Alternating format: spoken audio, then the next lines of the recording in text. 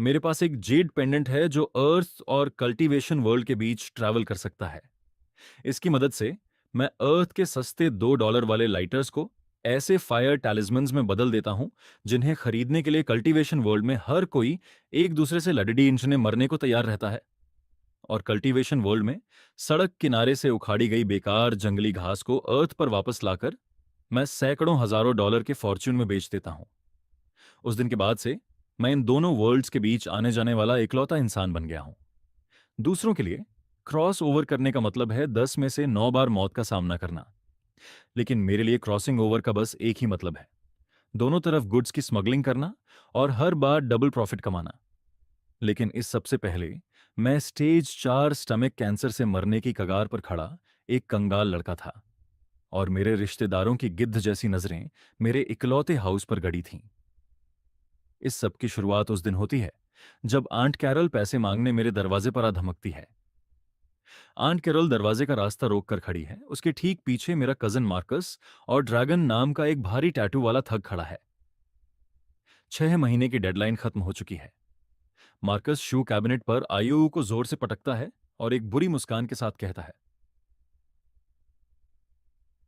3 लाख का प्रिंसिपल और 6 महीने का इंटरेस्ट, टोटल हुआ 6 लाख, पूरे 6 लाख दिलाओ।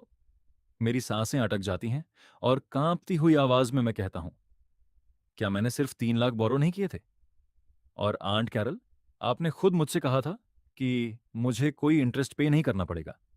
तभी ड्रैगन आगे बढ़ता है और कहता है, पैसे मेरे थे, इसलिए इंटरेस्ट भी मैं ही डिसाइड करूंगा।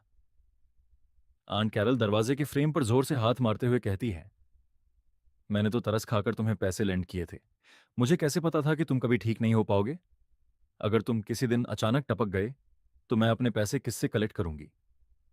इसके साथ ही वो अचानक से झूठी दयालुता का नाटक करते हुए कहती है, अब ये मत कहना कि मुझे फैमिली की कोई परवाह नहीं है।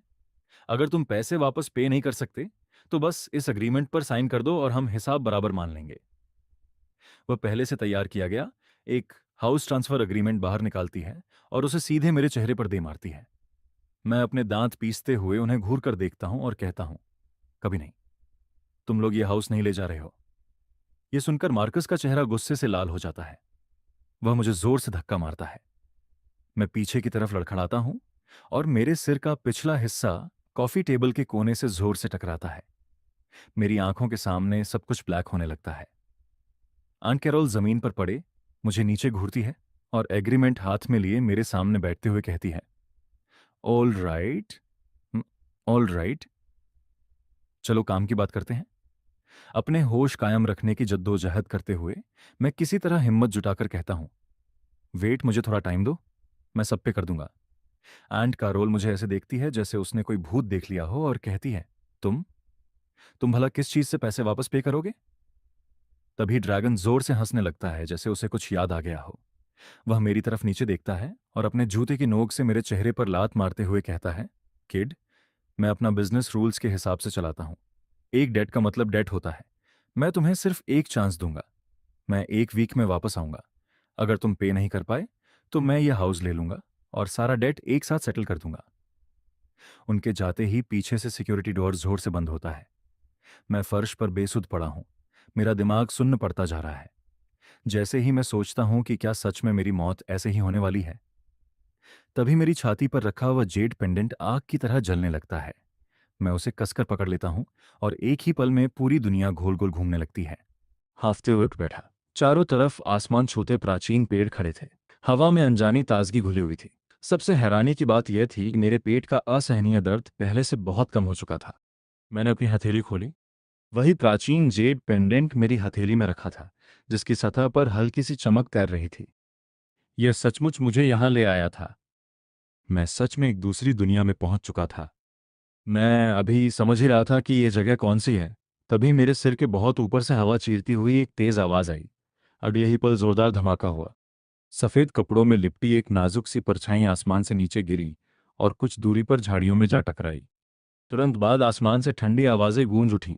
उसे ढूंढो, उसे जहर दिया गया है, वह ज्यादा दूर नहीं गई होगी, खून के निशानों का पीछा करो। अगले ही पल काले लिबास और नकाब पहने 2-3 लोग हवा से नीचे उतर आए। वे बिना किसी सहारे के आसमान में उड़ते हुए सीधे जमीन पर आए और पूरे इलाके में फैलकर तलाश शुरू कर दी। डर के मारे मैं जमीन से चिपक गया। मेरे पूरे शरीर पर ठंडा पसीना आ गया। मैं सड़े हुए पत्तों के ढेर में खुद को पूरी तरह छिपाकर सांस तक रोक लेता हूँ। हवा में उड़ना, पल भर में गायब हो जाना, क्या यह सच में कल्टीवेशन वर्ल्ड है? अगर इन लोगों ने मुझे ढूंढ लिया तो मेरा बचना नामुमकिन होगा। मैंने बड़ी सावधानी से झाड़ियों के बीच से देखा। वह एक सफ़ेद कपड़ों वाली महिला थी। उसका शरीर मिट्टी से सना हुआ था, फिर भी उसकी खूबसूरती छिप नहीं रही थी। उसकी आंखें बंद थीं और पेट पर गहरा जख्म था, जहां से धुंधला काला धुआं निकल रहा था। मैं मन ही मन सोचता हूँ, क्या मुझे इसे बचाना चाहिए? अगर मैंने कुछ नहीं किया तो वे लोग खून के निशानों का पीछा करते हुए यहाँ तक पहुंच ही जाएंगे, और मैं भी यहीं हूँ, तब मैं भी नहीं बचूंगा। बिना एक पल गंवाए मैंने फैसला कर लिया। इसे बचाना ही मेरे जिंदा रहने का एकमात्र रास्ता था।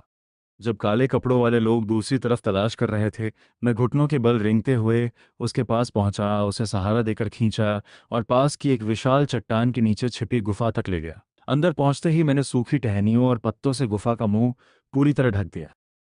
उसी समय एक काली परछाई ठीक हमारे ऊपर वाली चट्टान पर उतरती है। हमारे सिर के ऊपर कदमों की आवाजें गूंज रही थीं। मैंने सांस रोक ली और अपना हाथ उस महिला के मुंह पर रख दिया। ऊपर से आवाज आई, ये क्या हो रहा है? निशान यहीं आकर खत्म हो गए, आगे की चट्टानों में देखो। वह ज्यादा देर नहीं टिकेगी। हर हाल में उसे ढूंढो, चाहे वह जीवित हो या ना हो, मुझे सबूत चाहिए। कुछ देर बाद वे आवाजें दूर चली गईं। मैं थककर वहीं बैठ गया। महिला की सांसें लगातार कमजोर होती जा रही थीं। उसका खून रुक नहीं रहा था। मैं समझ गया, अगर ये हमेशा के लिए चली गई और वे लोग लौट आए तो मैं भी नहीं बचूंगा। काश मेरी मेडिकल किट यहाँ होती। जब से मुझे स्टेज 4 स्टमक कैंसर का पता चला था, मैंने sterile gauze, high concentration iodine और मेडिकल क्लॉटिंग पाउडर हमेशा अपने पास रखा था। अगर यह पेंडेंट मुझे अर्थ से यहाँ ला सकता है, तो क्या मुझे वापस भी ले जा सकता है? सोचने का समय नहीं था। मैंने पेंडेंट कसकर पकड़ लिया। मुझे वापस ले चलो मेरे घर। पेंडेंट से तेज रोशनी निकली, वही भारहीनता, और अगले ही पल मैं अपने पुराने घर में वापस खड़ा था। मैंने एक सेकंड भी बर्बाद नहीं किया। दवाइयों की अलमारी खोली, बड़ा काला प्लास्टिक बैग उठाया और सारी ज़रूरी मेडिकल सप्लाईज उसमें भर ली। फिर पेंडेंट को दोबारा कसकर पकड़ लिया। मुझे उसी गुफा में वापस ले चलो। अगले ही पल मैं फिर उसी ठंडी गुफा में था। महिला का चेहरा बिल्कुल सफ़ेद पड़ चुका था। मैंने तुरंत पानी से जख्म साफ किया, फिर आयोडीन सीधे जख्म पर डाला। तेज जलन महसूस होते ही उसका पूरा शरीर एक बार कांप उठा। थोड़ा सह लो, मैं तुम्हारी मदद कर रहा हूं। मैंने जल्दी से पट्टी बांधी। आखिरकार खून रुक गया। मैंने राहत की सांस ली। लेकिन जैसे ही उसकी नब्ज देखने के लिए झुका, वह अचानक उठ बैठी। उसकी हथेली में आग का गोला जल उठा और सीधे मेरी गर्दन की तरफ बढ़ा। मैं घबराकर पीछे हट गया। रुको, मैंने तुम्हारी जान बचाई है। मैंने उसके जख्म की तरफ इशारा किया। उसने नीचे देखा। खून से सनी पट्टियां, पानी की बोतल, आयोडाइन, और फिर अपने पेट पर बंधी पट्टी। कुछ पल बाद उसने आग बुझा दी। उसकी आंखों का संदेह अब हैरानी में बदल चुका था। एक साधारण इंसान, तुमने मेरी जान बचाई। मैंने हिम्मत जुटाकर कहा। हाँ, तुम्हारा बहुत खून बह चुका था। मैंने अपने पास मौजूद चीजों से उसे रोकने की कोशिश की। सफेद कपड़ों वाली महिला ने धीरे से पट्टी और मेडिकल टेप को छुआ। वह मन ही मन सोचती है, इन चीजों में कोई स्पिरिचुअल एनर्जी नहीं है, फिर भी इन्होंने खून रोक दिया। उसने मेरी तरफ देखा। मैं स्नो हूँ, अज़्योर क्लाउड सेट की एक कोर डिसाइपल। तुमने चाहे जो तरीका अपनाया हो, मैं ये एहसान कभी नहीं भूलूंगी। तुमने मेरी जान बचाई है, मैं ये कर्ज ज़रूर चुकाऊंगी। मैं इवन हूँ, मैंने हल्की मुस्कान के साथ जवाब दिया। उसी समय मेरे पेट में फिर तेज दर्द उठा। मैं दर्द से झुक गया। स्नो ने तुरंत मेरी कलाई पकड़ ली। एक बर्फ जैसी ठंडी ऊर्जा मेरी नसों में फैल गई। कुछ ही पल बाद उसके चेहरे के भाव बदल गए। तुम्हारे शरीर की जीवन शक्ति लगातार खत्म हो रही है। तुम्हारे अंग एक अजीब और गंभीर बीमारी की चपेट में है। ये धीरे धीरे तुम्हारी पूरी जिंदगी को निगल रही है। तुम ऐसी बीमारी से जूझ रहे हो जिसका कोई सामान्य इलाज नहीं है। मैं हल्की सी कड़वी मुस्कान के साथ बोला, स्टेज 4 स्टमक कैंसर। मेरे पास अब ज्यादा समय नहीं बचा है। स्नो ने इस अनजाने शब्द पर सवाल नहीं किया। कुछ पल चुप रहने के बाद उसने अपनी आस्तीन से दो चीजें निकाली। एक साधारण सी दिखने वाली काली प्राचीन अंगूठी और हरे रंग की एक पतली किताब। मैं अज़्योर क्लाउड सेक्ट की डिसाइपल हूँ। एक मिशन के दौरान मुझ पर हमला हुआ था। मेरे पास ऐसी दवा नहीं है जो एक साधारण इंसान को इस हालत से पूरी तरह बाहर ला सके, लेकिन ये स्टोरेज रिंग मुझे कई साल पहले मिली थी। खून की एक बूंद इसे तुम्हारा बना देगी। इसके अंदर आधे कमरे जितनी जगह है, जहां तुम लगभग कुछ भी रख सकते हो। Storage ring? मेरी आंखें हैरानी से फैल गईं। स्नो ने हरी किताब उसके ऊपर रख दी। इसका नाम mistake origin body refining manual है। वह शांत स्वर में कहती है, तुम्हारे शरीर की बीमारी बहुत गहरी है। कोई भी साधारण दवा इसका असर नहीं कर पाएगी। लेकिन अगर तुम इस कल्टीवेशन टेक्निक को सीख सको और अपने शरीर में स्पिरिचुअल एनर्जी को समा सको, तो पूरी सृष्टि की यह ऊर्जा धीरे धीरे तुम्हारे अंदर की इस बीमारी को जड़ से साफ कर सकती है। एक असली कल्टीवेशन टेक्निक। मेरे हाथ कांप रहे हैं जब मैं वह स्टोरेज रिंग और mistake origin body refining manual अपने हाथों में लेता हूँ। स्नो धीमी आवाज में कहती है, मेरे पीछे पड़े लोग अभी ज्यादा दूर नहीं गए हैं। अगर मैं यहाँ और रुकी तो देर सबेर वे वापस यहीं पहुंच जाएंगे और तुम्हें भी खतरे में डाल देंगे। वह चट्टान का सहारा लेकर धीरे धीरे अपने पैरों पर खड़ी होती है, फिर अपने वस्त्रों में से एक पीला तालिस्मान निकालती है। मुझे कोई ऐसी छिपी हुई जगह ढूंढनी होगी जहां मैं आराम से अपना इलाज कर सकूं और अपने शरीर में बचा हुआ जहर बाहर निकाल सकूं। वो कुछ पल के लिए मेरी तरफ देखती है। हो सकता है तुम अभी सिर्फ एक साधारण इंसान हो, लेकिन किस्मत ने हमें मिलाया है। अगर एक दिन तुम सुरक्षित रहकर आगे बढ़ पाए, तो यह स्टोरेज रिंग लेकर अज्योर क्लाउड सेक्ट में मुझे ढूंढने जरूर आना। अब मुझे जाना होगा। इतना कहते ही उसकी पतली उंगलियां उस तालिस्मान को हल्के से दबा देती हैं। अगले ही पल तेज सफेद रोशनी चमकती है और स्नो पल भर में गुफा से गायब हो जाती है। वहां सिर्फ उसकी हल्की सी खुशबू बाकी रह जाती है। कुछ देर तक सामने की खाली चट्टान को देखता रहता हूँ, फिर बिना देर किए अपनी उंगली हल्की सी काटता हूँ और खून की एक बूंद उस काली स्टोरेज रिंग पर गिरा देता हूँ। जैसे ही खून उस पर गिरता है, वह तुरंत उसमें समा जाता है। अगले ही पल मेरे दिमाग में एक हल्की सी गूंज उठती है और मेरी चेतना के भीतर एक बिल्कुल नई जगह उभर आती है। करीब 100 स्क्वायर फीट का एक गहरा का कमरा। यह सच है, सब कुछ सच है। मेरे चेहरे पर खुशी साफ दिखाई देने लगती है। मैं तुरंत प्लास्टिक का बैग, खाली पानी की बोतल और अर्थ से लाई हुई हर छोटी बड़ी चीज समेटकर स्टोरेज रिंग के अंदर रखता हूँ, ताकि यहाँ मेरे आने का कोई सबूत पीछे न रह जाए। उसके बाद मैं रिंग अपनी उंगली में पहन लेता हूँ और अपने सीने पर लटक रहे जड़ पेंडेंट को कसकर पकड़ता हूँ। मुझे घर वापस ले चलो।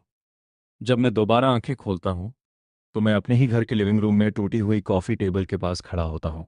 दीवार पर लगी घड़ी दिखा रही है कि सिर पर चोट लगने और बेहोश होने के बाद अभी मुश्किल से 20 मिनट ही बीते हैं। इसका मतलब दोनों दुनियाओं में समय एक जैसा नहीं चलता। मैं सिर के पीछे में सूखे खून की परवाह किए बिना टूटा हुआ सिक्योरिटी डोर बंद कर देता हूँ, पर्दे खींच देता हूँ और अपने पुराने लकड़ी के बिस्तर पर पालथी मारकर बैठ जाता हूँ। एक गहरी सांस लेकर मैं mistake origin body refining manual खोलता हूँ। उसके हर पन्ने पर बेहद प्राचीन और जटिल लिपि लिखी हुई है, लेकिन जैसे ही मेरी नज़र उन शब्दों पर पड़ती है, वे अपने आप ऐसे अर्थ में बदलने लगते हैं जिन्हें मैं आसानी से समझ सकता हूँ। मैं आंखें बंद कर लेता हूँ और मैनुअल में बताए गए सांस लेने के तरीके का पालन करते हुए पहली बार कल्टीवेशन शुरू करता हूँ। मॉडर्न सिटी में स्पिरिचुअल एनर्जी लगभग ना के बराबर है, लेकिन मैं हार नहीं मानता। एक बार, 10 बार, 50 बार, करीब 100 बार कोशिश करता हूँ। जब थकान मुझे हार मानने की कगार पर पहुंचा देती है, तभी मेरी सांसों के साथ एक बेहद हल्की और ठंडी स्पिरिचुअल एनर्जी मेरी नाक से भीतर जाती है और धीरे धीरे फेफड़ों तक पहुंचती है। उसी पल ऐसा महसूस होता है जैसे मेरे पूरे शरीर की हर हड्डी को हजारों चींटियां एक साथ कुतर रही हों। पूरा शरीर दर्द और झंझनाहट से भर जाता है। मैं दांत भींच लेता हूं और उस हल्की सी स्पिरिचुअल एनर्जी को अपने पेट की बीमारी की तरफ ले जाने लगता हूं। अगली सुबह मैं अचानक आंखें खोलता हूं। बिस्तर से झुकते ही मेरे मुंह से गाढ़े काले रंग का एक बड़ा सा द्रव बाहर निकल आता है। जैसे ही वह काला मैल बाहर निकलता है, वैसे ही लगता है कि मेरे शरीर से कोई भारी बोझ उतर गया हो। जिस बीमारी का इलाज आधुनिक चिकित्सा नहीं कर सकी, उसे स्पिरिचुअल एनर्जी रोक सकती है। यह एहसास मेरे अंदर उम्मीद की नई रोशनी भर देता है। अगले पूरे 6 दिनों तक मैं खुद को पूरी तरह बाहरी दुनिया से अलग कर लेता हूँ। बस थोड़ा सा पानी, थोड़ी सी सादी चावल की खिचड़ी और बाकी पूरा दिन और पूरी रात मैं बिस्तर पर बैठकर लगातार mistake origin body refining manual की साधना करता रहता हूँ।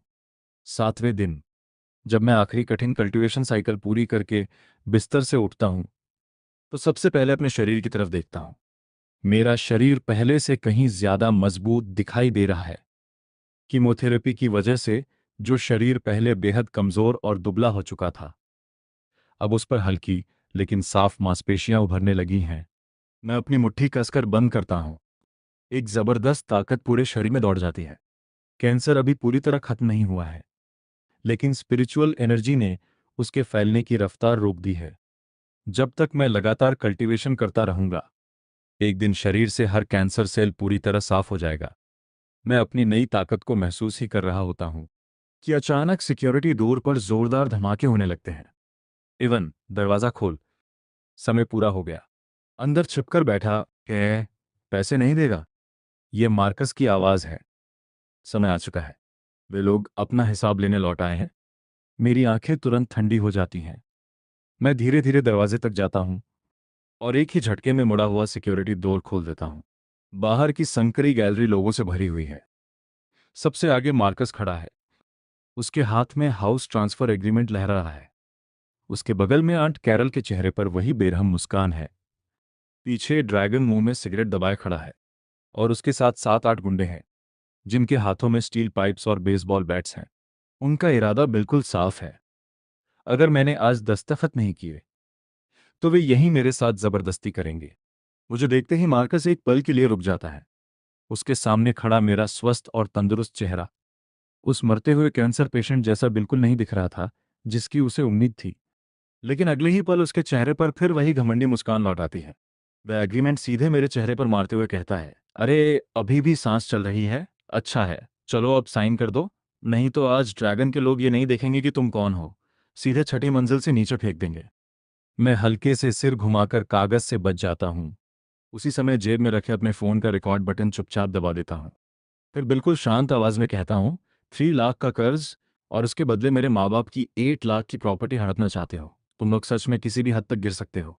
मैं मार्कस की आंखों में देखते हुए बिना किसी भावना के कहता हूं, बकवास बंद करो। तभी आंट कैरल चीखते हुए बोलती है, कर्ज लिया है तो लौटाना पड़ेगा। वैसे भी तुम्हारे जैसे इंसान के लिए इस घर का क्या मतलब? आज चाहे तुम्हारी मर्जी हो या ना हो, तुम साइन करके ही रहोगे। ड्रैगन सिगरेट जमीन पर फेंक देता है। वह आगे बढ़ते हुए स्टील पाइप अपनी हथेली पर थपथपाता है। बेटे, पिछली बार मैंने तुम्हें आसानी से छोड़ दिया था, वह मेरी मेहरबानी थी। अगर आज पैसे नहीं दिए तो मेरे लड़कों का गुस्सा संभालना आसान नहीं होगा। मैं बिल्कुल सपाट आवाज में कहता हूं, ये आर्म्ड होम इन्वेजन है। ड्रैगन हंस पड़ता है। रॉबरी? ठीक है, आज रॉबरी ही सही। पहले इसकी दोनों टांगें तोड़ो, फिर इसका हाथ पकड़कर कागज पर निशान लगवा देना। उसके इशारा करते ही 2 गुंडे जोर से गाली देते हुए दोनों तरफ से स्टील पाइप्स मेरे सिर की तरफ पूरी ताकत से घुमाते हैं। आंट कैरल घबराकर पीछे हट जाती है। मार्कस के चेहरे पर खुशी साफ दिखाई दे रही है, जैसे उसने पहले ही मुझे हारते हुए देख लिया हो। लेकिन जो स्टील पाइप्स उन्हें बिजली जैसी तेज लग रही थीं, वे मुझे बेहद धीमी दिखाई देती हैं। सिर्फ 7 दिनों की कल्टीवेशन ने मुझे ताकत ही नहीं, बल्कि आम इंसानों से कहीं तेज रिफ्लेक्सेस भी दे दिए हैं। मैं बचने की कोशिश भी नहीं करता। जैसे ही दोनों पाइप्स मेरे सिर तक पहुंचने वाली होती हैं, मैं दोनों हाथ ऊपर उठाकर उन्हें ठीक बीच में पकड़ लेता हूं। 2 पाइप्स वहीं रुक जाती हैं, 1 इंच भी आगे नहीं बढ़ पाती। क्या? दोनों गुंडों के चेहरे की मुस्कान गायब हो जाती है। वे पूरी ताकत लगाकर पाइप्स वापस खींचने की कोशिश करते हैं, लेकिन वे हिल तक नहीं पाती। मेरे होंठों पर हल्की सी मुस्कान आ जाती है। मैं अपनी कलाई घुमाता हूं और उनकी अपनी ही ताकत उनके खिलाफ इस्तेमाल कर देता हूं। दोनों गुंडे तुरंत अपना संतुलन खोकर आगे की तरफ गिर पड़ते हैं। उसी पल मैं अपना दायां पैर उठाकर एक के सीने पर जोरदार किक मारता हूं। 200 पाउंड से भी भारी वह आदमी हवा में उछलकर पीछे दीवार से जा टकराता है और वहीं बेहोश होकर गिर जाता है। तू जवाब भी देगा? मार्कस हैरान रह जाता है, लेकिन अगले ही पल गुस्से में कहीं से बेसबॉल बैट उठाकर मेरी बगल से हमला करता है। तुझे अपनी जिंदगी की कोई परवाह नहीं है? मेरी आंखों में ठंडा तेज चमकता है। मैं उसकी तरफ देखे बिना ही बाएं हाथ में पकड़ी स्टील पाइप पूरी ताकत से पीछे घुमाता हूं। बेसबॉल बैट पाइप से टकराते ही बीच से टूट जाती है। मार्कस अभी भी हैरानी में ही होता है कि मेरा हाथ उसके चेहरे पर जोरदार थप्पड़ की तरह पड़ता है। मैंने अपनी आधी ताकत भी इस्तेमाल नहीं की थी। मार्कस चीख तक नहीं पाता। वह हवा में घूमता हुआ जमीन पर जा गिरता है। उसके चेहरे का आधा हिस्सा तुरंत सूज जाता है। पूरी गैलरी में एकदम सन्नाटा छा जाता है। आंट कैरल की चीख उसके गले में ही अटक जाती है। वह मुझे ऐसे देख रही है जैसे उसके सामने कोई इंसान नहीं बल्कि कोई राक्षस खड़ा हो। ड्रैगन भी पूरी तरह सन्न रह जाता है। वह मन ही मन सोचता है, क्या यह वही लड़का है 3 दिन पहले जिसे एक धक्का लगते ही खून आने लगता था? यह ताकत, यह चाल, यह तो किसी स्पेशल फोर्सेस सोल्जर जैसी है। वह तुरंत दहाड़ते हुए चिल्लाता है, क्या देख रहे हो, सब एक साथ हमला करो। ड्रैगन खुद भी पाइप लेकर मेरी तरफ दौड़ पड़ता है। बाकी 5-6 गुंडे भी एक साथ मुझ पर टूट पड़ते हैं। गैलरी बहुत संकरी है, पीछे हटने की कोई जगह नहीं। लेकिन यही बात मेरे लिए सबसे बड़ा फायदा है। मैं पीछे हटने की बजाय पाइप उठाकर सीधा उनकी तरफ बढ़ जाता हूं। कोई दिखावटी मार्शल आर्ट्स नहीं, सिर्फ कल्टीवेशन से मिली शुद्ध ताकत। पूरी छठी मंजिल पर लगातार टकराने की आवाजें गूंजने लगती हैं। स्टील पाइप मेरी मुट्ठी में धुंधली परछाई जैसी घूमती है। हर वार के साथ एक और गुंडा जमीन पर गिरता जाता है। अब मेरा शरीर सामान्य इंसानों की सीमा से बहुत आगे निकल चुका है। अगर कोई वार मुझ पर पड़ भी जाता है तो बस हल्का सा निशान छोड़ता है, उससे ज्यादा कुछ नहीं। 30 सेकंड भी पूरे नहीं होते और आखिरी आवाज भी शांत हो जाती है। पूरी गैलरी में एक भी गुंडा खड़ा नहीं बचता। 7-8 हट्टे कट्टे आदमी जमीन पर पड़े अपने हाथ पैर पकड़कर दर्द से कराह रहे हैं। मैं हाथ में पकड़ी टेढ़ी हो चुकी स्टील पाइप को एक तरफ फेंक देता हूं। वह कंक्रीट फ्लोर पर गिरकर तेज आवाज करती है। आंट कैरल डर के मारे कांप उठती है और वहीं बैठ जाती है। मैं धीरे धीरे उस कोने की तरफ बढ़ता हूं जहां ड्रैगन सहमा हुआ खड़ा है। दूर रहो।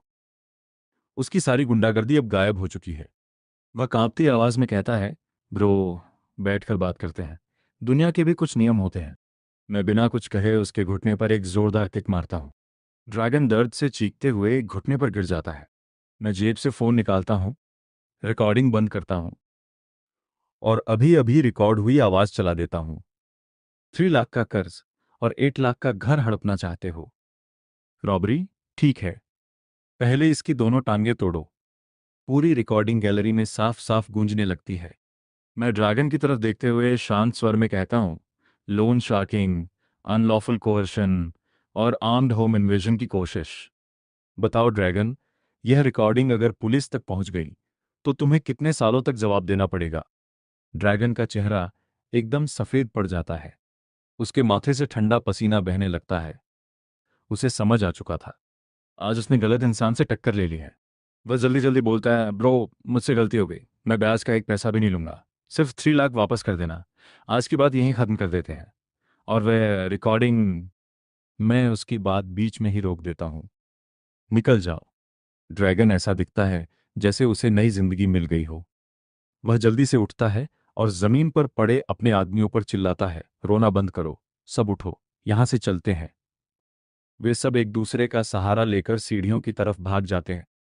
मैं फिर आंट कैरल और जमीन पर पड़े कराहते मार्कस की तरफ देखता हूं।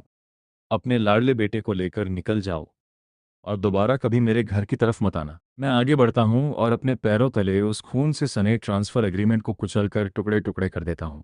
मैं अपने ऊपर चढ़ा 3 लाख का कर्ज चुका दूंगा, लेकिन आज के बाद अगर किसी ने भी इस घर की तरफ आंख उठाकर देखा तो उसका हाल भी इस पाइप जैसा ही होगा। मैं जमीन पर पड़े उस मुड़े हुए पाइप को लात मारता हूं जो सीधा उनके पैरों के पास जाकर गिरता है। एंड कैरल डर के मारे चीख पड़ती है और मार्कस को घसीटते हुए वहां से भागने की कोशिश करती है, यहां तक कि वो अपनी चप्पलें तक नहीं पहती। आखिरकार शांति मिली। मैं दरवाजे के फ्रेम से सटकर खड़ा होता हूं और चैन की एक लंबी सांस लेता हूं। भले ही इस लड़ाई में मजा आया हो, पर मुझे पता है कि ये जीत बस थोड़े समय के लिए है। रिवरसाइड सिटी के अंडरवर्ल्ड के लिए ड्रैगन बस एक मामूली पालतू कुत्ते जैसा है। उसके पीछे एक बहुत बड़ा क्रिमिनल नेटवर्क खड़ा है। आज मैंने उसे सबके सामने नीचा दिखाया है और वो इस बात को इतनी आसानी से नहीं भूलेगा। ऊपर से मार्कस की फैमिली का लालच, जैसे ही उन्हें कोई मौका मिलेगा वो फिर से जोकों की तरह चिपक जाएंगे। सच तो ये है कि मेरे पास अभी इतनी पावर और स्टैंडिंग नहीं है कि मैं डटकर खड़ा रह सकूं। मुझे अपना कर्ज चुकाने और अपनी सुरक्षा के लिए पैसों की ज़रूरत है। आने वाली साजिशों और हमलों का सामना करने के लिए मुझे और भी ज़्यादा ताकत चाहिए। और इन सब का जवाब अर्थ पर नहीं, बल्कि उस दूसरी दुनिया में है।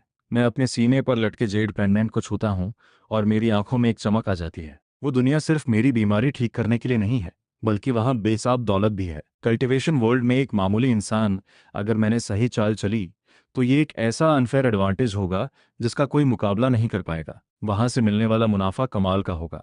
अब वक्त बर्बाद करने का समय नहीं है, मैं काम पर लग जाता हूँ।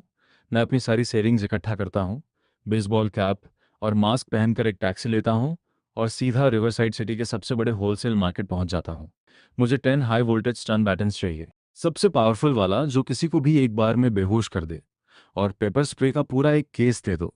वो जो फ्लिप कैप्स वाले स्क्वायर लाइटर्स हैं, हाँ वही जो एक क्लिक में जल जाते हैं।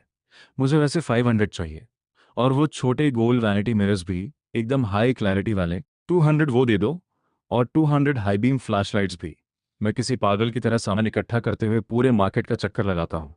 मॉडर्न फैक्ट्री में बनने वाली ये चीज़ें जिनकी कीमत यहाँ बस $1-2 है, कल्टीवेशन वर्ल्ड के लिए अनमोल खजाना है। अगर मैं इन्हें मैजिकल आर्टिफैक्ट्स कहकर बेचूं तो वहाँ इनकी भारी डिमांड होगी। मैं एक खाली गली में जाकर इस सामान के पहाड़ को स्टोरेज रिंग में डाल देता हूँ जो मुझे स्नो ने दी थी। रात होते ही मैं अपने पुराने घर लौटता हूँ, मजबूत एथलेटिक गियर पहनता हूँ और अपनी टैक्टिकल बेल्ट पर स्टन बैटन और पेपर स्प्रे लगा लेता हूँ। फिर एक गहरी सांस लेकर दोनों हाथों से जेड पेंडेंट को कसकर पकड़ता हूँ। मेरा ध्यान अज्योर क्लाउड सेक्ट के पास के उस घने जंगल पर है जहां मैं पिछली बार था। इस बार मैं अमीर बनकर लौटूंगा, मैं खुद से धीरे से कहता हूँ, और तभी मुझे वो जानी पहचानी वेटलेस फीलिंग महसूस होती है। असली दुनिया आंखों के सामने से ओझल हो जाती है और कल्टीवेशन वर्ल्ड के दरवाजे एक बार फिर खुल जाते हैं। वही पुरानी स्पिरिचुअल एनर्जी मुझे चारों तरफ से घेर लेती है। मैं खुद को संभालता हूँ और देखता हूँ कि मैं एक सेक्रेड माउंटेन के पास पहुंचा हूँ। उसके नीचे कल्टीवेटर्स की छोटी छोटी टोलियां सेक्ट गेट्स की तरफ बढ़ रही हैं। सुना है एज्योर क्लाउड सेक्ट इस साल डिसाइपल्स की भर्ती कर रहा है। ऐसा मौका 10 साल में एक बार आता है। हाँ बिल्कुल, यहाँ तक कि उनकी सबसे छोटी को डिसाइपल इमॉर्टल स्नो भी आज वहाँ मौजूद होगी। ये सुनकर मेरा दिल जोर से धड़कने लगता है। अज्योर क्लाउड सेक्ट की वो स्नो वही औरत है जिसकी मैंने जान बचाई थी। बिना कुछ सोचे मैं भीड़ के साथ आगे बढ़ जाता हूँ। अज्योर क्लाउड सेक्ट के दरवाजे किसी महल की तरह शानदार हैं। सफ़ेद जेड की सीढ़ियाँ सीधे बादलों तक जा रही हैं। हर पत्थर स्पिरिचुअल लाइट से हल्का चमक रहा है। आउटर सेक्ट के प्लाजा में 10 फीट ऊंचा एक स्पिरिट टेस्टिंग स्टील खड़ा है। वो पत्थर एकदम काला है और उस पर पुराने रून्स बने हुए हैं। जल्द ही मेरी बारी आती है। मैं एक गहरी सांस लेता हूँ, आगे बढ़ता हूँ और अपनी दोनों हथेलियां उस पत्थर पर रख देता हूँ। Mix 5 element spirit root lung meridian fails to qualify. आगे बढ़ो। स्पिरिट टेस्टिंग स्टील पर खड़ा स्टीवर्ड मुझे हिकारत भरी नजरों से देखता है और मुझे ऐसे भगाता है जैसे किसी मक्खी को मार रहा हो। मैं उस ठंडे पत्थर से अपना हाथ हटाता हूँ और वहीं खड़े रहकर थोड़ा सोच में पड़ जाता हूँ। मैं यहाँ ज्वाइन नहीं कर सकता? जाहिर है नहीं। अज्योर क्लाउड सेक्ट एक टॉप टियर सेक्ट है, कोई धर्मशाला नहीं जहाँ कोई भी ऐरा गहरा चलाए। तुम जैसे कचरे के लिए यहाँ कोई जगह नहीं है।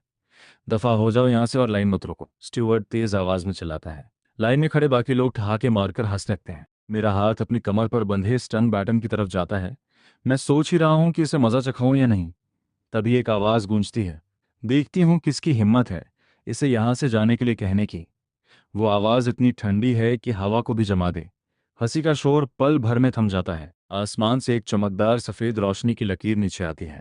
सफेद लिबास पहने स्नो हवा के झोंके के साथ किसी देवी की तरह आसमान से उतरती है और सीधा स्टील के पास आकर खड़ी हो जाती है।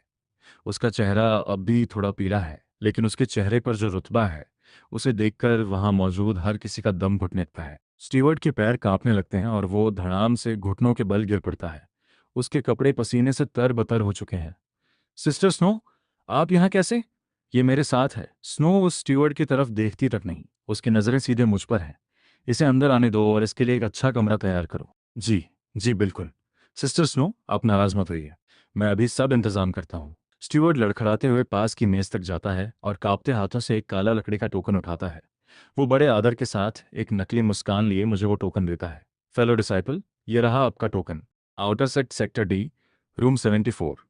इसे संभाल कर रखिएगा। भीड़ में खुसर पुसर शुरू हो जाती है कि सिस्टर स्नो कभी ऐसे मामलों में दखल नहीं देती, तो फिर आज वो खुद क्यों आई? ये लड़का आखिर है कौन? स्नो की एक नज़र पड़ते ही सब शांत जाते हैं। स्नो मेरे पास आती है और कहती है, चलो, तुम्हें यहाँ के रास्तों का पता नहीं होगा, मैं तुम्हें तुम्हारा कमरा दिखा देती हूँ। मैं सिर हिलाकर उसके पीछे चल देता हूँ। लोगों की नज़रों में जो नफरत थी वो अब जलन और हैरानी में बदल चुकी है। आधे घंटे बाद आउटर सेट के सेक्टर डी के एक पुराने पत्थर के कमरे में मैं अपनी सख्त बिस्तर पर पालथी मारकर बैठा ही था कि तभी दरवाज़ा एक जोरदार लात के साथ टूटकर बिखर जाता है। एक भारी भरकम शरीर वाला आदमी जिसके हाथ बालों से भरे हैं अपने 2 चमचों के साथ अंदर घुस आता है। वो गुंडा मुझे ऊपर से नीचे तक देखता है, और हंसते हुए कहता है, देख इसे, जैसे कोई चलती फिरती लाश हो। सुन बे, मेरा नाम टाइगर है और ये सेक्टर डी मेरा इलाका है। यहाँ का नियम सीधा है, हर नए आने वाले को महीने के 10 लो ग्रेड स्पिरिट स्टोन्स देने पड़ेंगे, प्रोटेक्शन मनी के तौर पर। पैसे दे और चैन से रहे, वरना। वो अपनी उंगलियां चटकाता है और अपनी अर्ली स्टेज कंडेंसेशन पावर का पूरा दबाव मेरे चेहरे पर डाल देता है। मैं बिस्तर के किनारे पर बैठा रहता हूँ और ऊपर देखने की जहमत तक नहीं करता। पैसे नहीं है। टाइगर का चेहरा गुस्से से काला पड़ जाता है और उसकी आंखों में दरिंदगी साफ झलकती है। सीधी उंगली से घी नहीं निकलेगा, है ना? तुझे लातों की बहुत ही पसंद है। एक औरत के दम पर यहाँ घुस तो आया, पर तुझे क्या लगता है कि स्नो तुझ जैसे कीड़े की परवाह करेगी? आज तो तेरा खेल खत्म है। इससे पहले कि वो अपनी बात पूरी करता, टाइगर दहाड़ते हुए एक तेज मुक्का मेरे चेहरे की तरफ चलाता है। कुछ दिन पहले ये मुक्का मेरी खोपड़ी तोड़ देता, पर आज मैं पीछे नहीं हटने वाला। मैं अपना बायां हाथ उठाकर उसकी कलाई रोकता हूँ और बिजली की रफ्तार से अपने दाहिने हाथ से अपनी कमर के पीछे से वो काला स्टन बैटन निकालकर टाइगर पेट से सटा देता हूँ। मैंने स्टन बैटन को उसकी हाईएस्ट सेटिंग पर रखा है। मैं अंगूठे से स्विच दबाता हूँ और उस अंधेरे कमरे में नीली बिजली कौंध उठती है। हवा में जलते हुए मांस की बदबू फैल जाती है। टाइगर किसी जानवर की तरह दर्द से चीख उठता है। उसकी अर्ली स्टेज की कॉन्डेंसेशन की शील्ड मॉडर्न इलेक्ट्रिसिटी के लाखों वोल्ट्स के सामने कागज की तरह फट जाती है। उस 200 पाउंड के आदमी का शरीर बुरी तरह ऐंठने लगता है। उसकी आंखें पलट जाती हैं और वो मुंह से झाग छोड़ते हुए फर्श पर गिर पड़ता है, जैसे कोई मरता हुआ कुत्ता तड़प रहा हो। बाहर खड़े उसके दोनों चेले सन्न रह जाते हैं। टाइगर, ये कौन सी डिमोनिक टेक्निक थी? मैं खड़ा होता हूँ, बेटन को झटकता हूँ और उन्हें एक ठंडी नज़र से देखता हूँ। इस कचरे को यहाँ से ले जाओ और दोबारा मेरे कमरे को गंदा मत करना। बुरी तरह डरे हुए वो दोनों चेले अंदर आते हैं, कांपते हुए टाइगर को उठाते हैं और अपनी जान बचाकर वहां से भाग खड़े होते हैं। मैं टूटे हुए दरवाजे को एक डंडे के सहारे बंद कर देता हूँ। कल्टीवेशन वर्ल्ड में ताकत ही इकलौता कानून है। अगली सुबह एज़्योर क्लाउड सेट के आउटर सेट मार्केट में, जहां डिसाइपल्स टैलिस्मैन्स और लो ग्रेड पिल्स का व्यापार करते हैं, मैं एक खाली कोना ढूंढकर अपना कपड़ा बिछाता हूँ और अर्थ से लाया सामान सजा देता हूँ। शानदार आर्टिफैक्ट्स ले लो, सस्ते दामों में। मैं जोर जोर से चिल्लाने लगता हूँ। कुछ डिसाइपल्स पास आकर उन अजीब चीज़ों को शक की निगाहों से देखते हैं। ये क्या है? इनमें तो कोई स्पिरिचुअल एनर्जी ही नहीं है, और तुम इन्हें मैजिकल आर्टिफैक्ट कह रहे हो। मैं एक विंड प्रूफ लाइटर उठाता हूँ और उसे हाथ में घुमाते हुए कहता हूँ, ध्यान से देखो सब, ये एक विंड प्रूफ फायर टैलिस्मैन है। इसे चलाने के लिए किसी स्पिरिचुअल एनर्जी की जरूरत नहीं है। एक मामूली इंसान भी इसे जला सकता है, तेज हवा भी इसे नहीं बुझा सकती। जंगल में रात के मिशंस के लिए ये परफेक्ट है। मैं स्विच दबाता हूँ और नीली लौ जल उठती है, जो पहाड़ी हवा में भी नहीं बुझती। भीड़ में हैरानी की लहर दौड़ जाती है। बिना स्पिरिचुअल एनर्जी के आग एक कितने का है? मुझे एक चाहिए, एक एक लो ग्रेड स्पिरिट स्टोन का एक। जो पहले आएगा वही पाएगा। मुझे 3 दे दो। मुझे 5 चाहिए। देखते ही देखते सारे 500 लाइटर्स बिक जाते हैं और मेरे पास लो ग्रेड स्पिरिट स्टोन्स का ढेर लग जाता है। इसी जोश में मैं अपना दूसरा डब्बा खोलता हूँ और एक छोटा हाई क्लैरिटी ग्लास मिरर निकालता हूँ। दूसरी चीज, हेवनली गॉडेसेस का मनपसंद ग्लेज्ड मिरर। ये तुम्हारी धुंधली ब्रॉन्ज मिरर से 100 गुना ज्यादा साफ है। सिर्फ 5 लो ग्रेड स्पिरिट स्टोन्स। मैं सामने खड़ी एक फीमेल कल्टिवेटर को मिरर थोपता हूँ। वो एक नज़र देखते ही जोर से चिल्ला उठती है, ओह मेरे खुदा, क्या ये वाकई मैं हूँ? उसकी आंखों के पास की बारीक लकीरें भी एकदम साफ दिख रही हैं। ये ग्लास इतना क्लियर और प्योर है कि यकीन करना मुश्किल है। औरतों की खर्च करने की ताकत हर दुनिया में एक जैसी होती है, और 200 मिरर्स देखते ही आउटर सेट की महिलाओं में उन्हें पाने की होड़ मच जाती है। कुछ तो आखिरी बचे मिरर्स के लिए आपस में भिड़ जाती हैं। मैं हाथ उठाकर भीड़ को शांत होने का इशारा करता हूँ और मेरे होठों पर एक रहस्यमय मुस्कान आ जाती है। मैं अपना फुली चार्ज्ड फ्लैशी केस वाला स्मार्टफोन बाहर निकालता हूँ। अब इस महफिल का असली हीरा सामने आने वाला है। मैं स्क्रीन चालू करता हूँ, फ्रंट कैमरा का ब्यूटी फिल्टर खोलता हूँ और स्किन स्मूदिंग और आई वाइडनिंग इफेक्ट्स को फुल कर देता हूँ। मैं ऐलान करता हूँ, ये है इमॉर्टल ब्यूटी मिरर। ये सिर्फ आपकी परछाई नहीं दिखाता, बल्कि ये एक मिस्टिक आर्टिफैक्ट है जो आपका भविष्य दिखाता है। बस एक बार इसमें देखिए और आप जान जाएंगी कि एक top tier youth preserving elixir लेने के बाद आप कैसी बेमिसाल सुंदरी दिखेंगी। सिर्फ एक ही पीस बचा है, शुरुआती बोली, 50 लो ग्रेड स्पिरिट स्टोन्स। तभी भीड़ में से कोई चिल्लाता है, ये सब बकवास है, ऐसा कोई आर्टिफैक्ट नहीं होता। मैं बिना किसी घबराहट के पास खड़ी एक फ्रेकल फेस्ड साधारण सी दिखने वाली फीमेल कल्टीवेटर को पास बुलाता हूँ। मिस, जरा इस स्क्रीन पर देखिए। वो झुककर देखती है और वहीं जम जाती है। अपने दोनों हाथों से मुंह ढक लेती है और उसकी आंखों में आंसू आ जाते हैं। स्क्रीन पर एक ऐसी औरत दिख रही है जिसकी स्किन एकदम सफ़ेद जेड जैसी बेदाग है और आंखें सितारों की तरह चमक रही हैं। वो लड़खड़ाते हुए कहती है, ये मैं हूँ? अपनी पूरी पोटेंशियल तक पहुंचने के बाद मैं इतनी खूबसूरत दिखूंगी? मुझे ये मिरर चाहिए। मैं 100 नहीं 200 स्पिरिट स्टोन्स दूंगी। वो पागलों की तरह अपने स्टोरेज पाउच में हाथ मारती है। ये देखकर बाकी औरतों का भी सब्र टूट जाता है। 500। जिसने भी मुझसे ज्यादा बोली लगाई वो अपनी मौत का इंतजार करे। मैं इसके बदले गोल्ड ग्रेड पिल्स की 3 बोतलें दूंगी। देखते ही देखते स्पिरिट स्टोन्स और पिल्स का ढेर मेरे सामने एक छोटे पहाड़ की तरह लग जाता है। तभी एक भारी और कड़क आवाज गूंजती है, सब मेरे रास्ते से हट जाओ। भीड़ को बेरहमी से चीरते हुए एक आदमी बाहर आता है जिसके चेहरे पर एक खौफनाक नाइफ स्कार है। इस मेल कल्टीवेटर से निकलने वाली स्पिरिचुअल एनर्जी कल वाले टाइगर से कहीं ज्यादा है। ये मिड स्टेज की कॉन्डेंसेशन के लेवल पर है।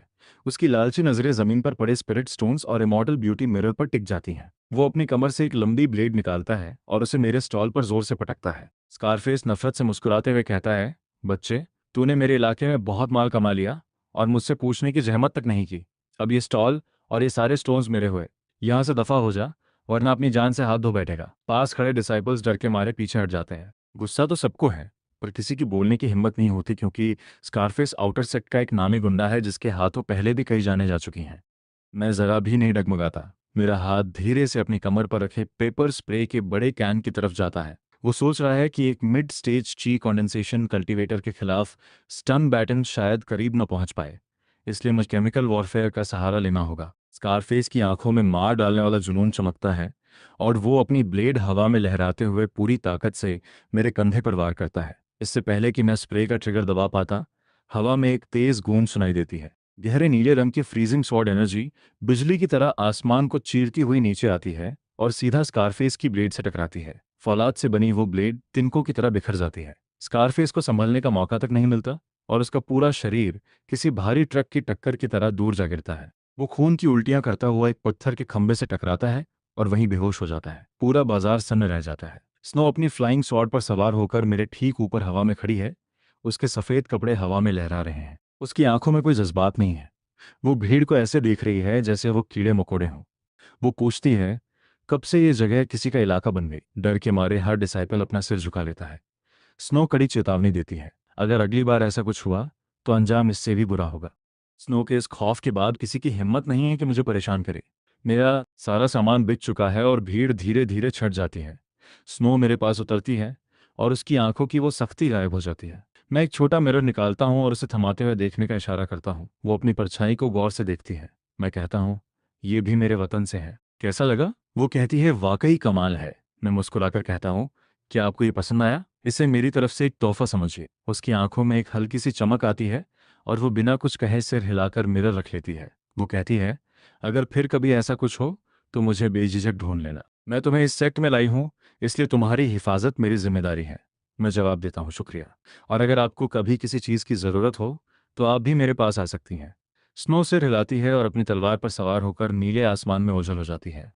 मैं उन कीमती स्पिरिट स्टोन्स और high grade body refining pills के ढेर को अपने स्टोरेज रिंग में समेट लेता हूँ। अब असली काम शुरू करने का वक्त है। अपने पत्थर के कमरे में लौटकर मैं हजारों लो ग्रेड स्पिरिट स्टोन्स को एक भारी पत्थर से तोड़ना शुरू करता हूँ। कमरे में स्पिरिचुअल एनर्जी इतनी घनी हो जाती है कि मानो हवा पानी बन गई हो।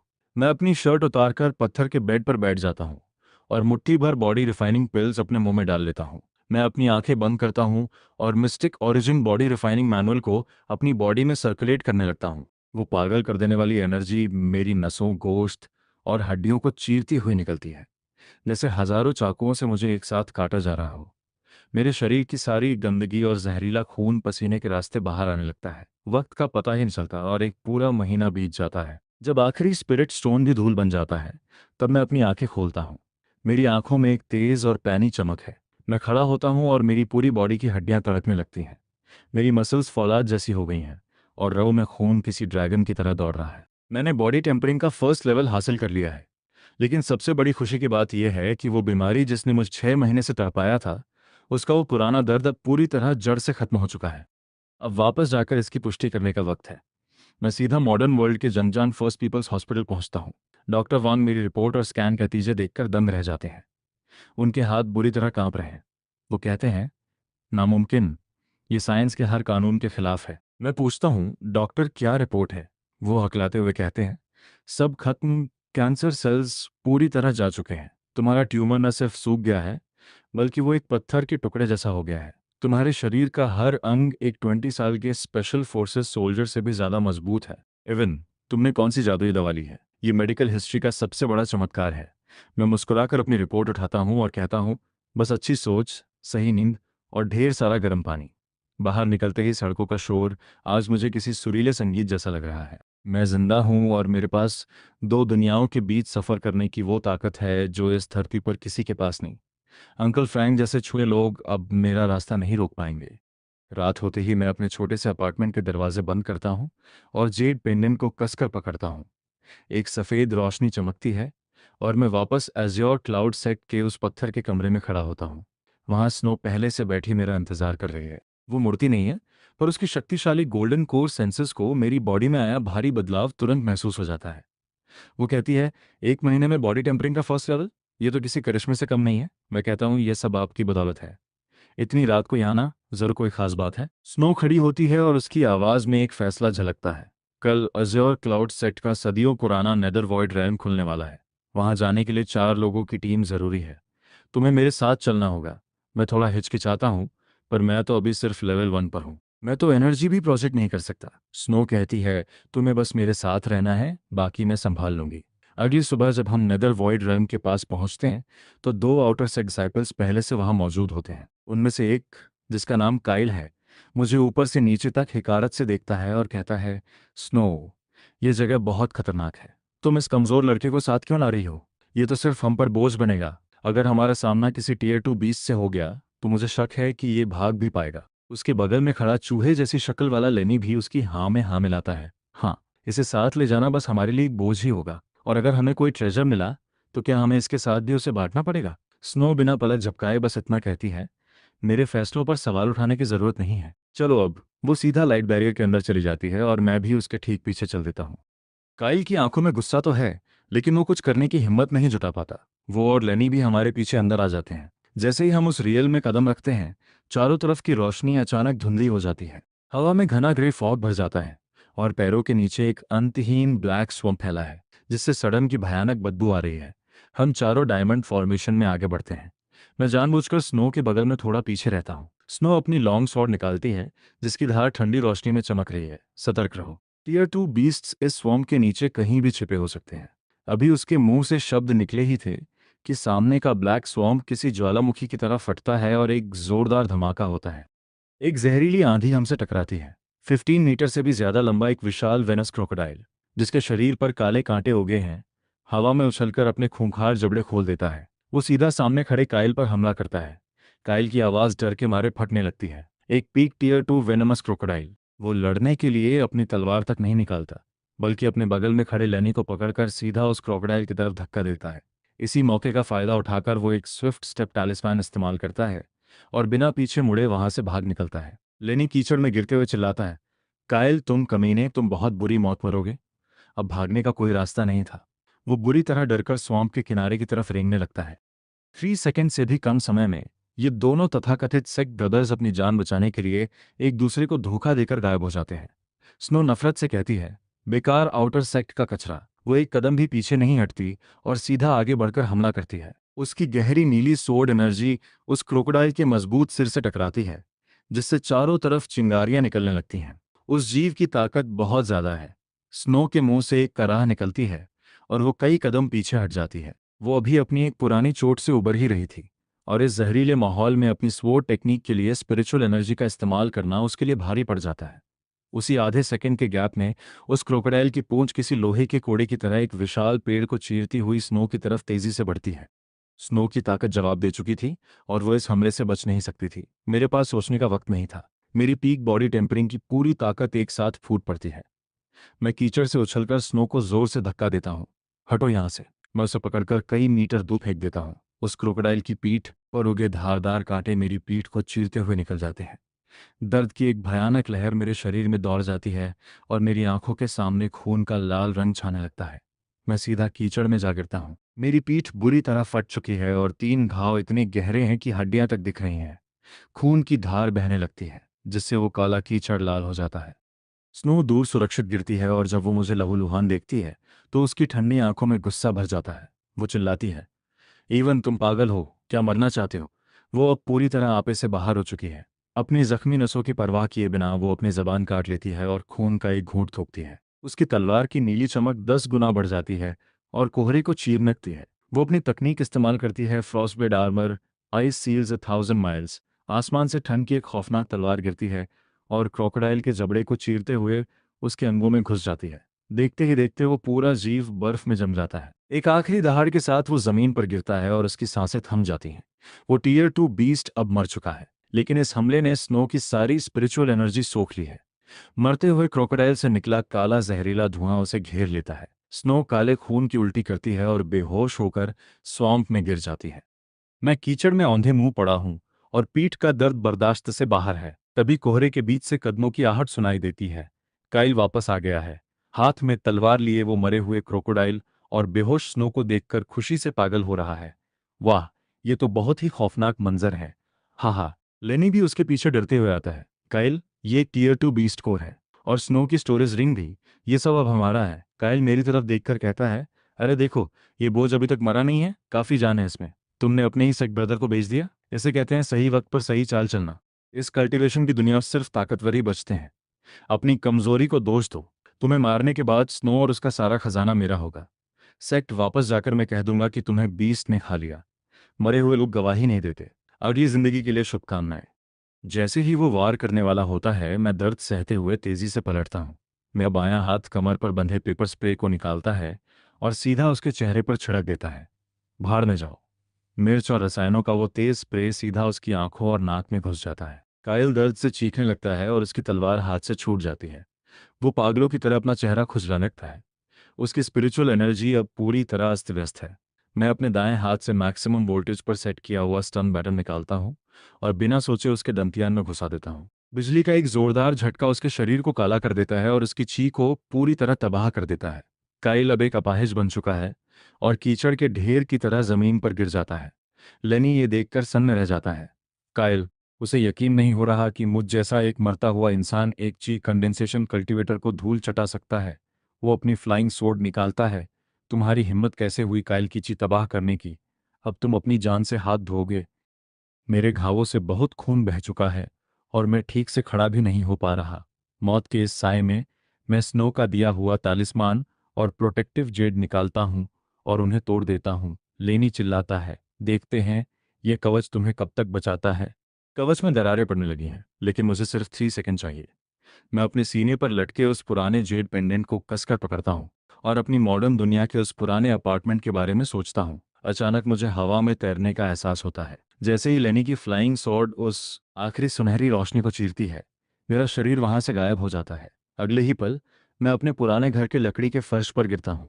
मेरी पीठ के घावों से खून अब भी बह रहा है। मैं खुद से कहता हूँ, मैं यहाँ नहीं मर सकता। मैं अपनी स्टोरेज रिंग से सारे लो ग्रेड स्पिरिट स्टोन्स निकालता हूँ और अपने चारों तरफ एक सिंपल स्पिरिट गैदरिंग एरे बनाता हूँ।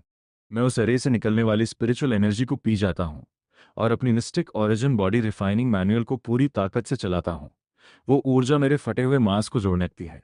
मैं 3 दिन और रात वहीं बैठा रहता हूँ। जब मैं आंखें खोलता हूँ तो सारे स्पिरिट स्टोन्स राख बन चुके होते हैं। मैं खड़ा होता हूँ और महसूस करता हूँ कि मेरी पीठ का दर्द पूरी तरह गायब है। वहाँ एक निशान तक नहीं बचा।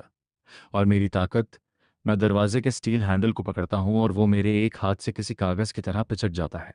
Peak body tempering. अब मेरी शारीरिक ताकत इतनी है कि मैं बिना किसी हथियार के एक ची कॉन्डेंसेशन कल्टीवेटर के परखच्चे उड़ा सकता हूँ। मैं कपड़े बदलता हूँ और अपनी स्टोरेज रिंग चेक करता हूँ, जहाँ कोने में कुछ पर्पल वीड्स पड़ी हैं। ये मैंने बस यूं ही उस दलदल से उठा ली थी। कल्टीवेशन की दुनिया में ये सिर्फ घास है, लेकिन धरती पर ये किसी चमत्कार से कम नहीं। आधे दिन बाद मैं शहर के सबसे बड़े 100 हर्ब्स हॉल पहुंचता हूँ। वहाँ एक चेला मुझे हिकारत से देखता है और कहता है, स्वागत है, क्या चाहिए? उसकी नज़र मेरे सस्ते जूतों पर टिकी है। मैं कहता हूँ, मुझे तुम्हारे हेड फिजिशियन से मिलना है। वो अपनी मुस्कान खो देता है। एल्डर सन हर किसी से नहीं मिलते। अगर इलाज कराना है तो रजिस्टर कराओ, वरना वहाँ जाओ। मैं कहता हूँ, मुझे जड़ी बूटियाँ बेचनी है। वो हंसते हुए कहता है, हम यहाँ सड़क छाप चीज़ें नहीं खरीदते। अगर कोई खानदानी चीज़ है तो कहीं और जाओ। तुम्हें पता भी है एल्डरसन कौन है? मैं बिना कुछ कहे अपनी जेब से वो पर्पल वीड निकालता हूँ और काउंटर पर रख देता हूँ। उसकी जड़ें रोशनी में चमक रही हैं और उसकी खुशबू पूरे हॉल में फैल जाती है। वो चेला उसे छूने की कोशिश करता है। ये क्या है? क्या तुमने इसे रंगा है? तभी अंदर से एक जोरदार आवाज़ आती है, इसे हाथ मत लगाना। एक सफ़ेद बालों वाला बूढ़ा तेजी से पर्दा हटाकर बाहर आता है। उसने रीडिंग ग्लासेस पहनी है। रंग एकदम साफ और स्वस्थ है और आंखों में एक अजीब सी तेजी और ठहराव है। ये 100 हर्ब्स हॉल के हेड फिजिशियन एल्डर सन है। एल्डर सन के आते ही जैसे वहाँ एक सन्नाटा सा छा जाता है। वो उसकी तरफ एक नज़र तक नहीं डालते और सीधे काउंटर की तरफ बढ़ते हैं। जैसे ही वो उस पर्पल हर्ब को करीब से देखने के लिए झुकते हैं, उनकी आंखों की पुतलियां तेजी से सिकुड़ जाती हैं। और यही पल वो अपनी जेब से एक मैग्नीफाइंग ग्लास निकालते हैं और अपनी सांसें रोककर बड़ी बारीकी से उसे देखने लगते हैं। उनकी उंगलियां हवा में ही रुक जाती हैं। वो उन पत्तियों को छूने की हिम्मत तक नहीं करते, जैसे कोई बेशकीमती चीज खराब होने का डर हो। 100 साल पुराने पहाड़ों की गहराई में नहीं, ये मुमकिन नहीं। उधर अप्रेंटिस कहता है, एल्डरसन, ये तो बस एक बेकार सा खरपतवार है, इसे बाहर निकालिए। एल्डरसन चिल्लाते हैं, क्या तुम अंधे हो? ये 100 या EAROLD wild purple snow ginseng है। इसकी कंडीशन एकदम परफेक्ट है और इसके मेडिसिनल प्रॉपर्टीज पूरी तरह सुरक्षित है। मैंने पिछले 40 सालों में ऐसी क्वालिटी नहीं देखी। तुमने लगभग इसके कोर को बर्बाद ही कर दिया था। वहां खड़े क्या देख रहे हो? जाओ मेहमान के लिए चाय लाओ। मेरे कैबिनेट रखा वो धोंग पॉ वाला जार इस्तेमाल करना। वो अप्रेंटिस हड़बड़ाहट में वहां से भागता है। एल्डरसन पीछे मुड़ते हैं और उनके चेहरे का गुस्सा पल भर में एक दोस्ताना मुस्कान में बदल जाता है, जिसमें थोड़ी इज्जत भी झलक रही है। वो कहते हैं, माफ़ करना छोटे भाई, मेरा अप्रेंटिस अभी नासमझ है। उम्मीद है तुम उसे माफ़ कर दोगे। वो हल्का सा झुकते हैं और दोनों हाथों से अपना बिजनेस कार्ड आगे बढ़ाते हैं। मैं ये पर्पल स्नो जिनसिंग खरीदना चाहता हूँ। तुम अपनी कीमत बताओ। एवन जवाब देता है, जो आपको ठीक लगे वो दे दीजिए। एल्डरसन कहते हैं, 3 लाख। अपनी मर्जी से मैं बस इतना ही ऑथराइज कर सकता हूँ। अगर ये ऑक्शन में गया तो कीमत दोगुनी हो सकती है, लेकिन मैं सच में ये डील करना चाहता हूँ।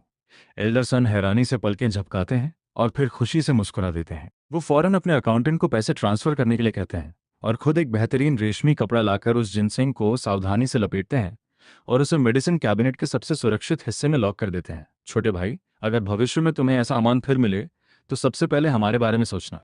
ये 100 हर्ब्स हॉल का VIP कार्ड है। अगली बार सीधे मुझसे मिलना, लाइन में लगने की ज़रूरत नहीं है। मैं कार्ड लेता हूँ, सर हिलाता हूँ और बाहर निकल जाता हूँ। मेरी जेब में मौजूद ब्लैक कार्ड में अब 5 लाख है। एल्डरसन ने आखिर में 2 लाख एक्स्ट्रा दिए थे, जिसे उन्होंने अपनी गलती की माफ़ी और दोस्ती की शुरुआत बताया। मेरे हाथ में एक भारी ब्लैक प्लास्टिक बैग है जिसमें बाकी के 3 लाख कैश में रखे हैं। पैसे हाथ में आते ही मैं सीधे अंकल फ्रैंक के घर के लिए कैब लेता हूँ। आज ये सारा कर्ज चुकता होगा। अंकल फ्रैंक के घर का वो महंगा और मजबूत स्टील सिक्योरिटी डोर, मैं उसे एक जोरदार लात मारता हूँ। लॉक चकनाचूर हो जाता है और दरवाजे का आधा फ्रेम जमीन पर आ गिरता है। लिविंग रूम में अंकल फ्रैंक, आंट कैरल और मार्कस बैठे खाना खा रहे हैं। मार्कस के आधे चेहरे पर अब भी पट्टियां बंधी हैं। धमाके की आवाज सुनकर तीनों झटके से पीछे मुड़ते हैं। इवन, तुम्हारी हिम्मत कैसे हुई मेरे घर आने की? मैं अंदर कदम रखता हूँ और 3 लाख कैश से भरा हुआ बैग किसी सैंडबैग की तरह उनके सामने मेज पर दिमाता हूँ। ये रहे तुम्हारे पैसे। 100 युआन के नोटों की गड्डियाँ बैग से बाहर निकल आती हैं। मेज पर रखे बर्तनों को कुचलते हुए हर तरफ सूप फैल जाता है। 3 लाख? अंकल ड्रैगन ने उस 3 लाख से 6 लाख बनाए थे। तुम्हें लगता है तुम इतने में बच जाओगे? आंट कैरल चिल्लाती है, बिल्कुल। और उस थप्पड़ का क्या जो तुमने पिछली बार मुझे मारा था? अगर आज तुमने 1 मिलियन नहीं दिए तो मैं अभी पुलिस को फोन करूंगी और रिपोर्ट लिखवाऊंगी कि तुमने घर में घुसकर हमला किया है। मैं अपना हाथ उठाता हूं और एक करारा तमाचा जड़ देता हूं। इससे पहले कि वो संभल पाता, मेरा दूसरा हाथ मार्कस के पट्टी वाले चेहरे पर रखता है। इसमें किसी स्पिरिचुअल एनर्जी का इस्तेमाल नहीं हुआ, बस मेरी असली शारीरिक ताकत थी। मार्कस के मुंह से चीख तक नहीं निकलती। उसका पूरा शरीर हवा में उछलता है, 2 बार गोल घूमता है और सीधा टीवी से जा टकराता है। 60 INCH की स्क्रीन के परखच्चे उड़ जाते हैं। खून, बचाओ, तुम पागल हो गए हो। मैं पुलिस को बुला रहा हूँ। मैं मेज से एक सेब उठाता हूँ और अपनी उंगलियों को बस थोड़ा सा भींचता हूँ और वो सख्त सेब एक ही हाथ में कुचलकर गुदा बन जाता है। उसका रस मेरी उंगलियों से टपक कर उस महंगे फर्श पर गिरकता है। अंकल फ्रैंक का हाथ, जो पुलिस को डायल कर रहा था, हवा में ही जम जाता है। फ़ोन सीधा ज़मीन पर गिर पड़ता है। मैं अपना फ़ोन निकालता हूँ और रिकॉर्डिंग प्ले करता हूँ। बकवास बंद करो, आज मैं तुम्हें पूरी तरह लूट लूंगा। पहले इसकी दोनों टांगें तोड़ो। पिछली बार की वसूली की वो रिकॉर्डिंग पूरे लिविंग रूम में साफ सुनाई देने लगती है। ये 3 लाख आखिरी इज्जत है जो मैं तुम्हें दे रहा हूँ। आज से मूलधन का हिसाब बराबर। रही बात उस सूदखोर के ब्याज की, तो तुम खुद ड्रैगन से निपट लेना। मैंने इस रिकॉर्डिंग के 10 बैकअप बना रखे हैं। अगर ड्रैगन या तुम में से किसी ने भी फिर से मेरी जिंदगी में कदम रखा तो मैं वादा करता हूं तुम्हारा पूरा खानदान एक साथ जेल जाएगा। समझ गए? वो डरते हुए कहता है, समझ गए? मैं सीधा खड़ा होता हूँ, रास्ते में पड़े उस टूटे दरवाजे को ठोकर मारता हूँ और पीछे मुड़े बिना बाहर निकल जाता हूँ। मैं उस घर को पीछे छोड़ देता हूँ जिसे कभी परिवार कहा जाता था। धरती की तरफ का ये छोटा सा लफड़ा अब सुलझ चुका है। घर वापस आकर मैं काउच पर बैठता हूँ और एक हैक्सॉ को एक तरफ रखकर ब्लैक मार्केट के जरिए भारी कीमत पर 2 लार्ज कैलिबर ऑटोमेटिक पिस्टल्स और 300 राउंड्स एम्यूनेशन का इंतजाम करता हूँ। सुरक्षा के लिए मैंने सब कुछ अपनी स्टोरेज रिंग में पैक कर लिया है। जेड टैलिस्मैन पहले ही टूट चुका है। कल्टीवेटर्स का सामना करने के लिए मुझे अब सीधी फिजिकल फायर पावर की ज़रूरत है। मैं अपनी छाती पर लटके उस प्राचीन जेड पेंडेंट को सहलाता हूँ और मेरी आंखें गहरी काली पड़ जाती हैं। काइल भले ही अपाहिज हो गया हो, लेकिन लेनी अभी जिंदा है और स्नो अब भी उस जहरीली दलदल में गंभीर रूप से घायल पड़ी है। पता नहीं उसका क्या हाल होगा। मैं उस जेड पेंडेंट को कसकर पकड़ता हूँ और मेरा दिमाग पूरी तरह उस रेलम पर फोकस हो जाता है। क्लाउड सेक्ट चलो। एक सफ़ेद रोशनी चमकती है और जैसे ही जहर का असर कम होता है, मैं सीधे आउटर सेक्ट के डाइनिंग एरिया में उतरता हूँ, ना कि उस दलदल में। ऐसा लगता है कि पेंडेंट के एंकर्स मुझे उसी सुरक्षित जगह पर ले आए हैं जहाँ से मैं पिछली बार गया था। मैं दरवाज़ा खोलकर जैसे ही पत्थर के रास्ते पर कदम रखता हूँ, मुझे पास से गुजरते 2 आउटर सेक्ट डिसाइपल्स की फुसफुसाहट सुनाई देती है। क्या तुमने सुना? कायल ने इस बार कमाल कर दिया। दूसरा कहता है, तुम्हारा मतलब क्या है? क्या उसकी चीज़ तबाह नहीं हो गई थी? पहला जवाब देता है, यही तो उसकी बहादुरी है। मैंने सुना है कि नदर वॉइड रेल्म में उसका सामना एक पीक टीयर 2 वेनमस बीस्ट से हुआ था। स्नो को बचाने के लिए उसने जानबूझकर अपनी चीसी को उड़ा दिया और उस जानवर से मरते दम तक लड़ता रहा ताकि लेनी उसे बचाकर वापस सेट ला सके। वाह, दूसरों के लिए खुद को कुर्बान कर दिया। कोई हैरानी नहीं कि सेक्ट मास्टर इतने खुश हुए। उन्होंने उसे अनगिनत पिल्स और एलिक्सर दिए हैं और वादा किया है कि अगर कोई रास्ता मिला तो वो उसकी चीसी फिर से बनाने में मदद करेंगे। लेकिन स्नो के लिए दुख होता है। वो टीयर 2 पॉइजन उसके दिल तक पहुंच गया है। यहाँ तक कि ग्रैंड एल्डर ने भी हार मान ली है। वो आज रात उसका इलाज बंद करने वाले हैं। नफरत और कत्ल का एक जुनून मेरे दिमाग पर सवार हो जाता है। मैं पास के एक टूटे हुए पत्थर के खंभे को लात मारकर चकनाचूर कर देता हूँ और आगे बढ़कर मेरा दायां हाथ उस डिसाइपल के ले को लोहे की पकड़ की तरह जकड़ लेता है। मैं उसे जमीन से ऊपर उठा देता हूँ। छोड़ो मुझे। उस डिसाइपल की टांगें हवा में चलने लगती हैं और चेहरा लाल पड़ जाता है। मैं पूछता हूँ, स्नो को किसने बचाया? वो हड़बड़ाते हुए कहता है, काइल। काइल ने। लेनी उसका गवाह है। पूरा सेक्ट ये जानता है। स्नो अब कहाँ है? इनर सेक्ट की मेन पीक पर, वाटरमून पवेलियन में। मुझे जाने दो। मैं उसे कचरे की तरह जमीन पर पटक देता हूँ और एक शब्द भी बर्बाद नहीं करता।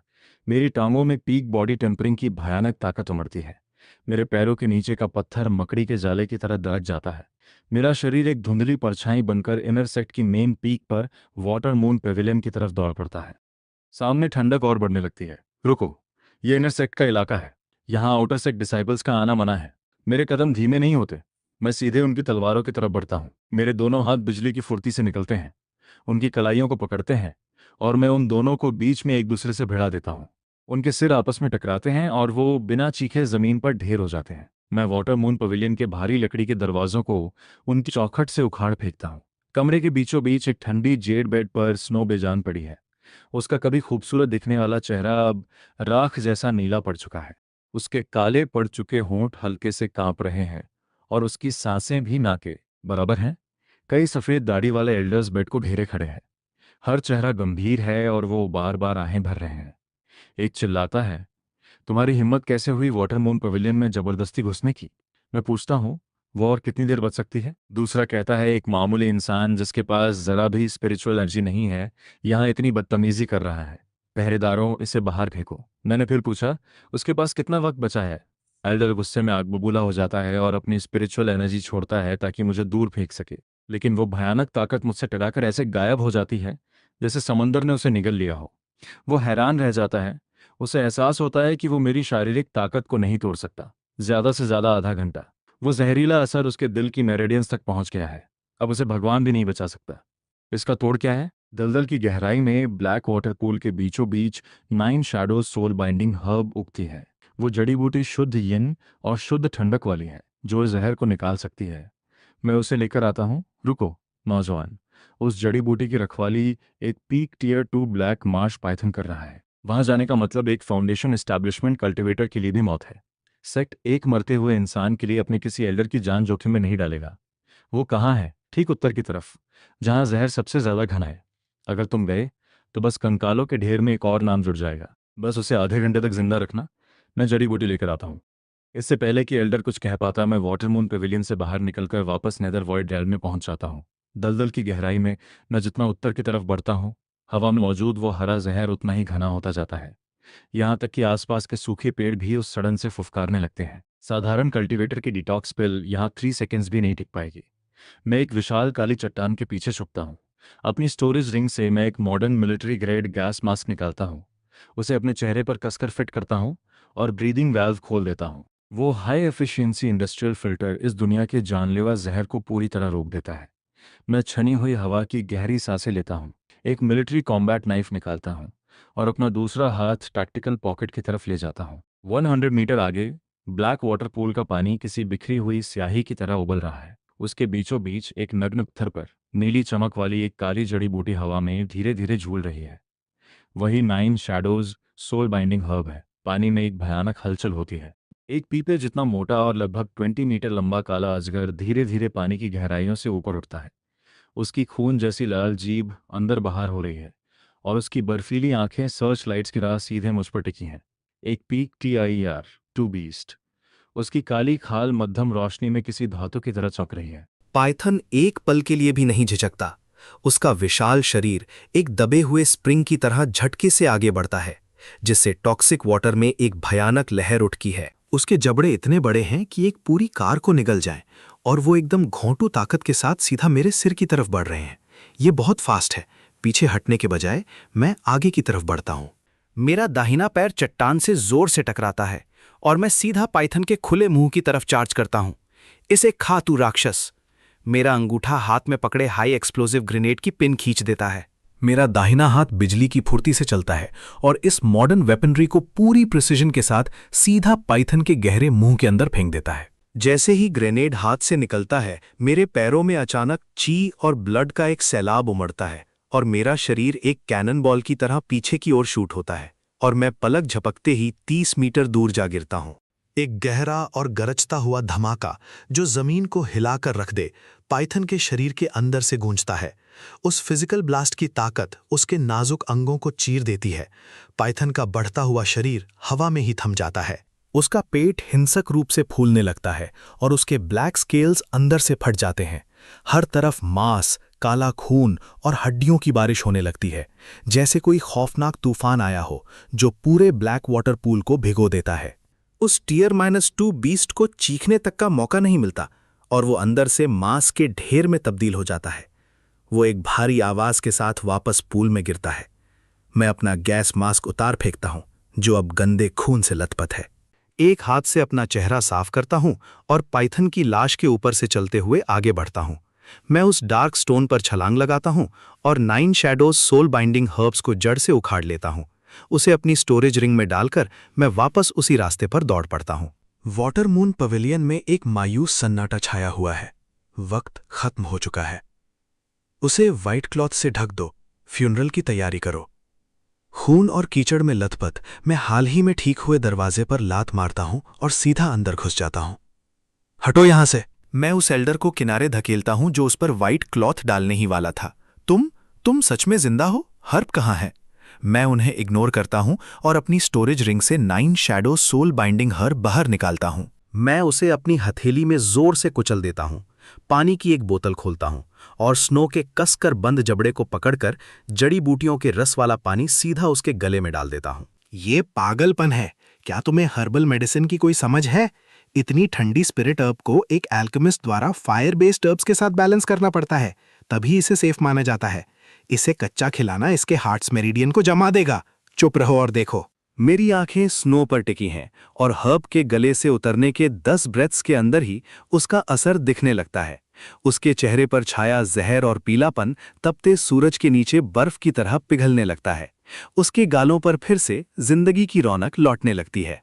स्नो अचानक जोर से खांसती है और करवट लेकर काले बैंगनी रंग के गंदे खून की उल्टी करती है।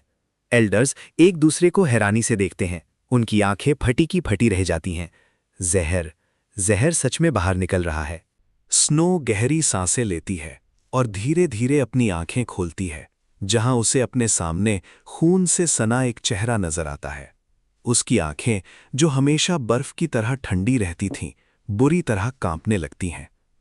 एवन, तुम मरे नहीं, तुम जिंदा वापस आ गए। मुझे मारना इतना आसान नहीं है। तुम्हारा जहर उतर चुका है। अब मुझे बताओ, उस नीच काइल की क्या कहानी है? उस नाम का जिक्र होते ही स्नो का कमजोर पड़ता ऑरा अचानक तेज हो जाता है और उसकी आंखों में जानलेवा गुस्सा चमकने लगता है। वो शैतान, जब मैंने अपनी पूरी ताकत लगाकर उस क्रोकोडाइल को मार गिराया तो मैं बेहोश हो गई थी। उसने ना सिर्फ किसी को नहीं बचाया बल्कि मौका पाकर मेरी लाइफ बाउंड फ्लाइंग सोर्ड भी चुरा ली। तुम्हारे उसे भगाने के बाद उसे पता था कि उसकी ची बर्बाद हो चुकी है और सेक्ट वापस जाने का मतलब मौत है। इसीलिए उसने लेनी के साथ मिलकर मुझे बचाने की झूठी कहानी गढ़ी ताकि वो सेक्ट से ची रिकंस्ट्रक्शन मेथड हासिल कर सके। उसकी इतनी हिम्मत कि वो दावा करे कि उसने मुझे बचाने के लिए अपनी ची खत्म कर ली। स्नो, क्या तुम्हें यकीन है जो तुम कह रही हो? मैं अपनी आत्मा की कसम खाती हूं, अगर एक शब्द भी झूठ हो तो आसमान की बिजली मुझ पर गिर जाए। उसने न सिर्फ सारा क्रेडिट चुराया बल्कि अपने ही सेक्ट ब्रदर्स को मारने की कोशिश भी की। चलो इन्फोर्समेंट हॉल चलते हैं, ये हिसाब आज ही बराबर होगा। हमारा ग्रुप उस ऊंचे इन्फोर्समेंट हॉल में पहुंचता है। स्नो की बात सुनने के बाद सबसे ऊपर बैठे एज्योर क्लाउड सेक्ट के सेक्ट मास्टर श्वानिंग गुस्से से आग बबूला हो जाते हैं। वो अपना हाथ कुर्सी के हत्थे पर जोर से मारते हैं और उस आइस कार्व्ड सीट पर धरारे पड़ जाती हैं। इतनी हिम्मत! एक आउटर सेक्ट डिसाइपल अपने ही कोर इनर सेक्ट मेंबर के खिलाफ साजिश करता है और अपने बड़ों और साथियों को धोखा देता है। एनफोर्समेंट हॉल, कायल और लेनी को अभी पकड़ो, उनकी कल्टीवेशन छीन लो और उन्हें क्लिफ ऑफ रिफ्लेक्शन में फेंक दो। तभी बाहर से खून में लथपथ एक गार्ड डिसाइपल हॉल में लड़खड़ाते हुए आता है। वो घुटनों के बल गिर पड़ता है।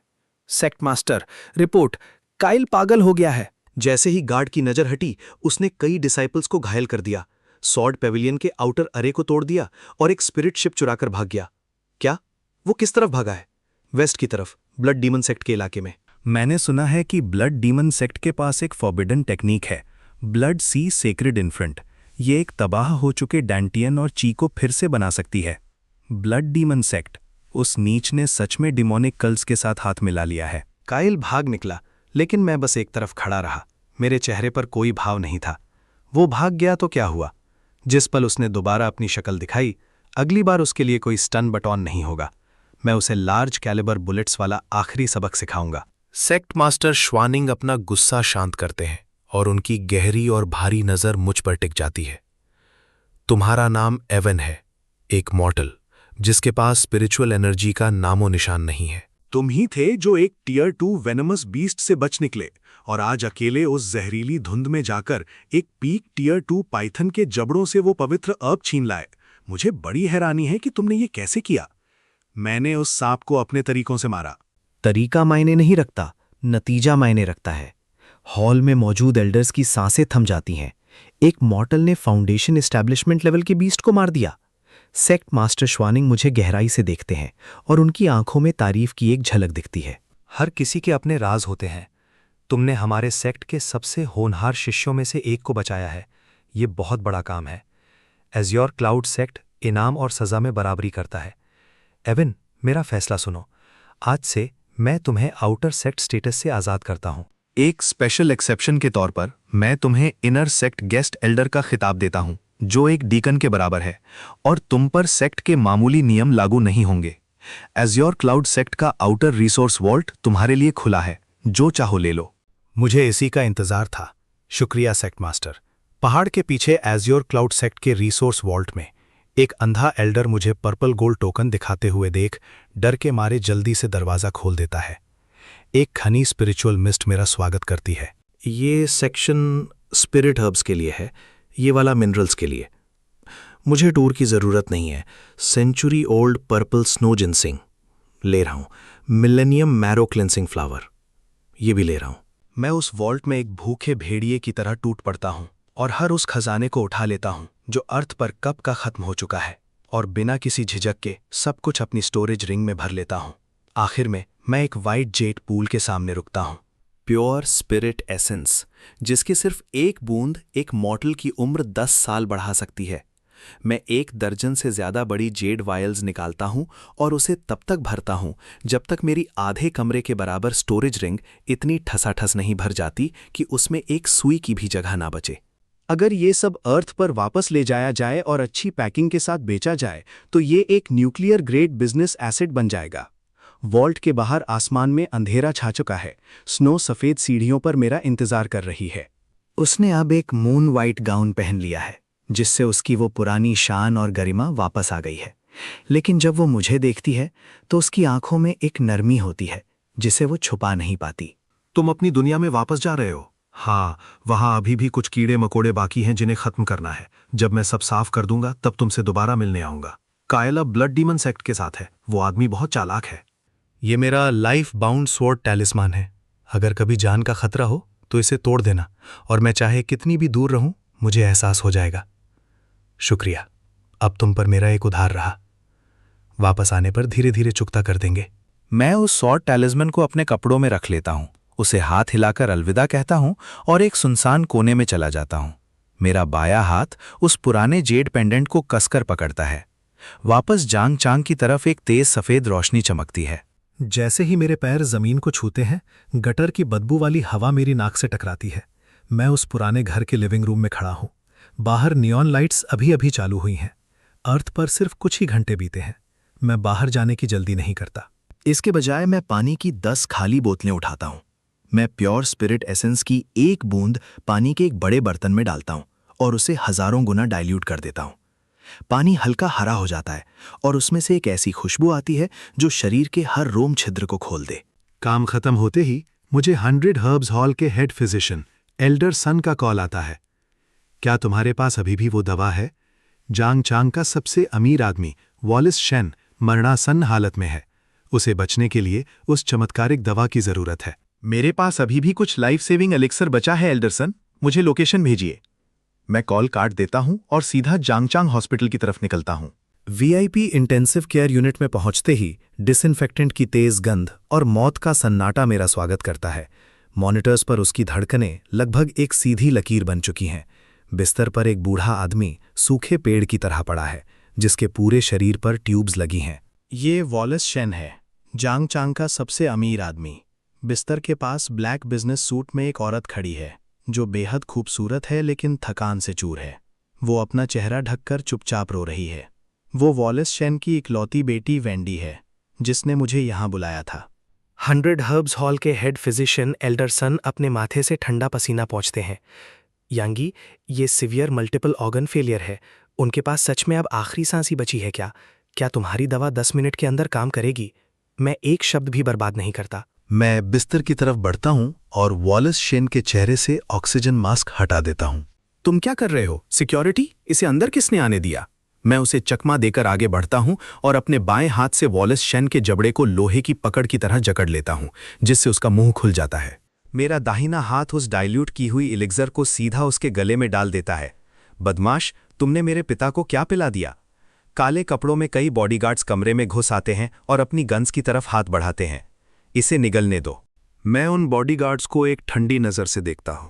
मेरी आंखों में वो जानलेवा इरादा देखकर जो मैंने कल्टीवेशन की दुनिया में लाशों के ढेरों और खून की नदियों के बीच बनाया है, वो पूर्व स्पेशल फोर्सेस के जवान भी अपनी जगह पर पत्थर की तरह जम जाते हैं और एक कदम भी आगे नहीं बढ़ा पाते। तभी हार्ट मॉनिटर से एक तेज अलार्म गूंजने लगता है। सब खत्म हो गया। उनकी हार्ट रेट गिर रही है। तुम मेरे पिता को मार रहे हो। वेंडी की आंखों में गहरी मायूसी और हताशा है। वो पास ही रखी एक मेडिकल ट्रे उठाती है, मुझ पर हमला करने के लिए, बिल्कुल तैयार। लेकिन तभी मॉनिटर की आवाज अचानक बदल जाती है। अगले ही पल अलार्म बंद हो जाता है। हार्ट रेट की वो सीधी लकीर जो मौत का इशारा दे रही थी, अचानक किसी स्प्रिंग की तरह उछलती है और धड़कनें फिर से तेज और स्थिर हो जाती हैं। ब्लड प्रेशर 80 से 90 के बीच नॉर्मल होने लगता है और ऑक्सीजन सैचुरेशन अब 98% पहुंच चुका है। ये कैसे मुमकिन है? शरीर के नाकाम होते अंग फिर से जिंदा हो रहे हैं। अस्पताल के उस बिस्तर पर एक चमत्कार हो रहा है। वॉलिस शेन के चेहरे से मौत की वो सफ़ेदी और राख जैसा रंग गायब हो रहा है और उनके गालों पर अचानक खून की लाली दौड़ने लगती है। वो जोर से एक लंबी सांस खींचते हैं और फिर उन्हें जोरदार खांसी का दौरा पड़ता है। वॉलिस शेन अपने हाथ से वो चारों ट्यूब्स खींचकर निकाल देते हैं, कंबल को एक तरफ फेंकते हैं और बिस्तर पर सीधे तनकर बैठ जाते हैं। पूरे कमरे में सन्नाटा छा जाता है। वहां खड़े बॉडीगार्ड्स मुझे ऐसे देख रहे हैं जैसे मैं कोई भगवान हूं। वॉलिस शेन का बड़ा बेटा पहले ही घुटनों के बल बैठ चुका है और अपने आप से बड़बड़ा रहा है, एक मेडिकल मिरेकल, ये तो एक मेडिकल मिरेकल है। वेंडी बेड के पास घुटनों पर गिरकर फूट फूट कर रोने लगती है। डैड, आप कैसा महसूस कर रहे हैं? वॉलेस शेन के चेहरे पर अब भरपूर रंग आ चुका है और उनमें अब मरने वाले इंसान का कोई नामो निशान तक नहीं बचा। वॉलेस शेन हंसते हुए कहते हैं, मुझे तो ऐसा लग रहा है जैसे मैं अभी के अभी मैदान के 2 चक्कर लगा सकता हूं। वो अपने बड़े बेटे को देखते हैं और फिर मेरी तरफ, जो शांति से एक तरफ खड़ा हूं। वो पल भर में सब समझ जाते हैं। जांगचांग के बिजनेस की दुनिया पर राज करने वाला ये दिग्गज बिना किसी झिझक के सीधा मेरे पास आता है और गहराई से झुककर सलाम करता है। मिस्टर ये, आपने मेरी जान बचाई है। ये मेरे लिए एक नए जन्म जैसा है। वो आगे कहते हैं, आज के बाद जैंग चैंग में आप बस एक बार कह देना और मैं, वॉलेस शेन, आपके लिए आग में भी कूद जाऊंगा। ये 100 मिलियन लीजिए, आपके स्टार्टअप फंड्स के तौर पर। इसका पासवर्ड 6x6 है। प्लीज मिस्टर ये, आपको इसे स्वीकार करना ही होगा। मैं कोई औपचारिकता नहीं दिखाता। मैं उस ब्लैक कार्ड को अपनी 2 उंगलियों के बीच फंसाता हूं और अपनी जेब में डाल लेता हूं। मिस्टर शेन, ये तो बस शुरुआत है। मैं उन्हें बताता हूं कि मेरे पास इस मिरेकल ड्रग का और भी स्टॉक है। मैं एक कंपनी शुरू करना चाहता हूं, 9 रेल्म्स ट्रेडिंग ग्रुप। हम हाई एंड वेलनेस मार्केट में उतरेंगे। मैं फॉर्मूला दूंगा और आप डिस्ट्रीब्यूशन चैनल संभालेंगे। मैं प्रॉफिट को 70-30 में बांटने का प्रस्ताव रखता हूं। 70 मेरा, 30 आपका। वॉलेस शेन का चेहरा उत्साह से चमक उठता है। मिस्टर ये, आपके साथ पार्टनरशिप करना शेन फैमिली के लिए सम्मान की बात होगी।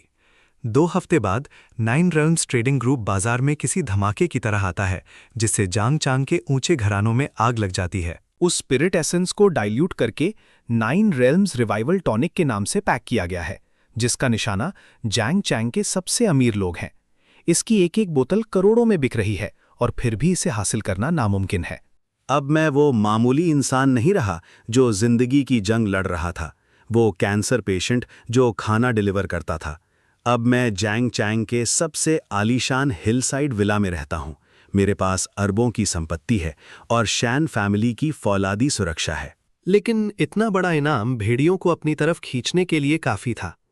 आज दोपहर मैं अपने ऑफिस में आंखें बंद किए अपनी एनर्जी पर ध्यान लगा रहा था। तभी ऑफिस के भारी शीशम के दरवाजे जोर से लात मारकर खोले जाते हैं। वेंडी लड़खड़ाते हुए अंदर आती है। उसका चेहरा खून से लथपथ है, कपड़े फटे हुए हैं और वो मेरी मेज के पास गिर पड़ती है। मिस्टर ये, बहुत अनर्थ हो गया। साउथ जोंगचेंग का क्राइम लॉर्ड बॉस मा, वो सैकड़ों गुंडों के साथ आया और उसने हमारे 3 डिस्ट्रीब्यूशन स्टोर्स तबाह कर दिए। उसने मेरे भाई जेसन को भी उठा लिया है, जो हमारी शिपमेंट संभालता था। उसे किडनैप कर लिया गया है।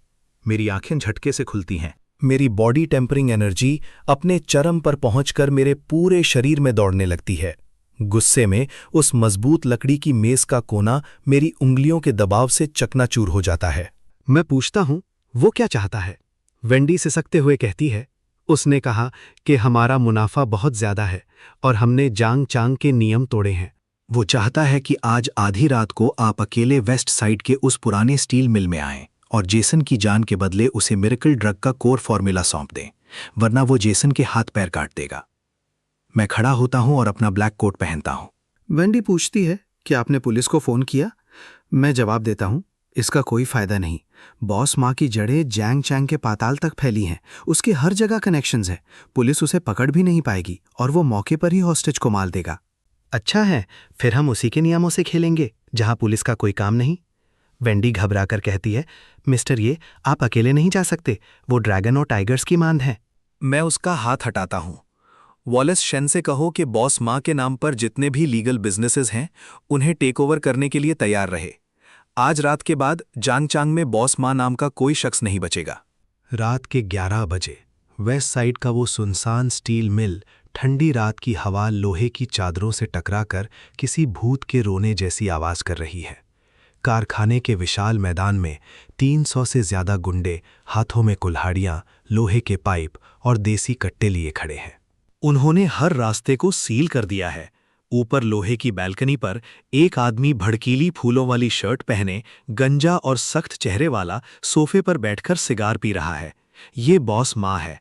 उसके पैरों के नीचे जेसन खून से लथपथ पड़ा है, जिसकी सांसें मुश्किल से चल रही हैं।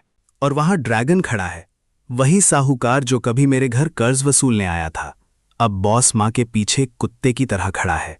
ड्रैगन पूछता है, बॉस, क्या वो कमजोर लड़का सच में यहां अकेला आने की हिम्मत करेगा?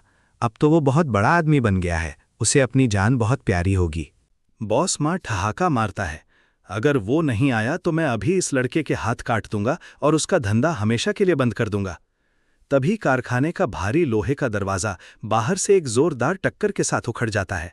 सैकड़ों किलो के वो दोनों पल्ले धमाके के साथ जमीन पर गिरते हैं। हाथों को अपने कोट की जेबों में डाले मैं उन गिरे हुए दरवाजों के ऊपर से चलते हुए अंदर आता हूं। 300 गुंडों की नजरें एक साथ मुझ पर टिक जाती हैं। चांदनी रात में उनके हथियारों की धार चमक रही है। बॉस मुस्कुराता है। अरे देखो तो सही, वो सच में अकेला आया है। मिस्टर यी, बेकार की बातें छोड़ो। क्या तुम फॉर्मूला लाए हो? मैं अपना सिर उठाता हूँ। मेरी आंखें किसी लाश को देखने जैसी ठंडी हैं। मैं ले आया हूं उसे, छोड़ दो। बॉस मां जोर से हंसता है। उसे छोड़ दूं? धंधा करते करते क्या तुम बेवकूफ हो गए हो? मुझे सिर्फ फॉर्मूला नहीं चाहिए, मुझे तुम्हारी जान भी चाहिए। जैंग चैंग में सिर्फ एक ही बॉस रह सकता है। इसे रोक दो, इसे यहीं खत्म कर दो। उसके इतना कहते ही 300 गुंडे अपने हथियार लहराते हुए किसी टूटे हुए बांध की तरह मेरी तरफ उमड़ पड़ते हैं। उनकी गूंजती हुई आवाजों से पूरा इलाका कांप उठता है, लेकिन मैं अपनी जगह से जरा भी नहीं हिलता। मेरा कोई हथियार निकालने का इरादा नहीं है इन मामूली इंसानों पर, जिनमें स्पिरिचुअल पावर का नामो निशान तक नहीं है। हथियार चलाना पीक बॉडी टेम्परिंग से तराशे गए इस शरीर का अपमान होगा। मैं धीरे धीरे अपना सिर उठाता हूं और शांत आवाज में कहता हूं, क्योंकि तुम सब यही चाहते हो। मेरी टांगों की मांसपेशियां फौलाद की तरह तन जाती हैं। अगले ही पल मेरा पैर जमीन पर पड़ता है और कंक्रीट का फर्श आधे मीटर गहरे गड्ढे में बदल जाता है। मेरा पूरा शरीर किसी बख्तरबंद ट्रक की तरह पूरी रफ्तार से आगे बढ़ता है और बिना किसी तकनीक के सीधे भीड़ के बीच जा टकराता है। एक तेज धार वाला गंडासा पूरी ताकत से मेरे बाएं कंधे पर आकर लगता है, लेकिन ना मेरी त्वचा पर कोई असर होता है और ना ही मुझे जरा सा भी फर्क पड़ता है। उल्टा वो मजबूत ब्लेड मेरी मांसपेशियों से टकराते ही चकनाचूर हो जाता है। वो गुंडा घबराकर चिल्लाता है, क्या मैंने किसी लोहे की चट्टान पर वार कर दिया? मैं उसकी तरफ देखते हुए सिर्फ इतना कहता हूं, बहुत कमजोर। अगले ही पल मेरा एक जोरदार थप्पड़ उसके चेहरे पर पड़ता है। एक तेज कड़कड़ाहट गूंजती है और उसका शरीर हवा में कई बार घूमता हुआ पीछे खड़ी भीड़ पर जा गिरता है। मैं भीड़ के बिल्कुल बीच पहुंच जाता हूं और बचाव की जरा भी परवाह नहीं करता। एक लोहे का पाइप मेरे सिर से टकराते ही खुद मुड़ जाता है। एक खंजर मेरे कपड़ों के नीचे की त्वचा तक नहीं पहुंच पाता। Mistake origin body refining manual के चरम स्तर तक पहुंचने के बाद मेरा शरीर इस धरती पर किसी सुपर ह्यूमन से कम नहीं रह गया है। मेरा हर मुक्का सामने खड़े लोगों को जमीन पर गिरा देता है और चारों तरफ दर्द भरी चीखें गूंजने लगती हैं। मैं किसी तकनीक का इस्तेमाल नहीं कर रहा, सिर्फ अपनी शुद्ध और आदिम ताकत का। मैं लगभग 200 पाउंड वजन वाले एक हाथ से उठा लेता हूं और उसे किसी चक्री की तरह घुमाकर भीड़ के बीच फेंक देता हूं। देखते ही देखते मेरे सामने का पूरा रास्ता साफ हो जाता है। दूसरी तरफ बैल्कनी पर खड़ा बॉस मां अचानक चुप हो जाता है। उसकी हंसी एक पल में गायब हो चुकी है। उसके हाथ से सिगार फिसलकर उसकी गोद में गिर जाता है और कपड़ों को जलाने लगता है, लेकिन उसे इसका एहसास तक नहीं होता। उसकी नज़र सिर्फ नीचे चल रहे उस एक तरफा मुकाबले पर टिकी हुई है। वो हकलाते हुए चिल्लाता है, ये आखिर इंसान है भी या नहीं? गोली चलाओ, अभी गोली चलाओ, इसे किसी भी तरह रोक दो। भीड़ में मौजूद कुछ गुंडे तुरंत अपनी बंदूकें मेरी तरफ तान देते हैं और गोलियों की बौछार शुरू हो जाती है। मैं अपने सामने पड़ा एक पुराना मशीन प्रेस उठा लेता हूं, जिसका वजन लगभग आधा टन है। मैं उसे सिर्फ एक हाथ से ढाल की तरह ऊपर उठा लेता हूं। गोलियां उससे टकराकर चिंगारियां छोड़ती हुई चारों तरफ बिखरने लगती हैं। मैं हल्की से गुर्राहट के साथ कहता हूं, लो, अपनी चीजें वापस ले लो।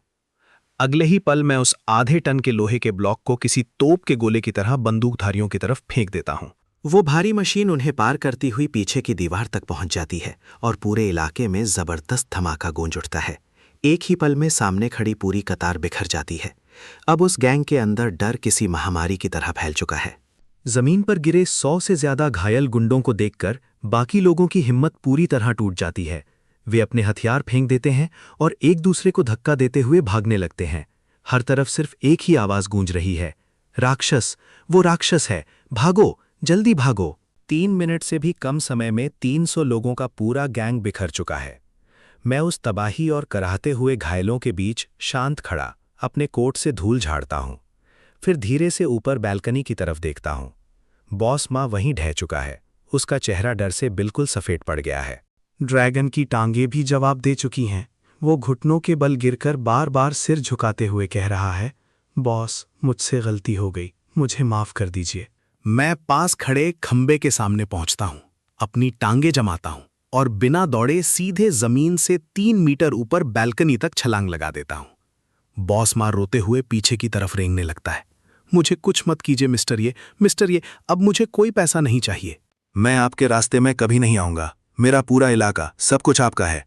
मैं सीधे उसके सामने पहुंचता हूं, उसकी फूलों वाली शर्ट का कॉलर पकड़ता हूं और लगभग 300 पाउंड वजन वाले उसके शरीर को एक हाथ से हवा में उठा लेता हूं। फिर मैं ड्रैगन की तरफ देखता हूं। इसे छोड़ दो। ड्रैगन, क्या तुम अंधे हो? अभी के अभी यंग मास्टर शेन को आजाद करो। इसके बाद मेरी नजर फिर बॉस माँ पर टिक जाती है। अब बहुत देर हो चुकी है। 10 मिनट पहले ही वॉलेस शेन तुम्हारे सारे काले धंधों के सबूत शहर की ऑर्गेनाइज्ड क्राइम टास्क फोर्स को सौंप चुका है।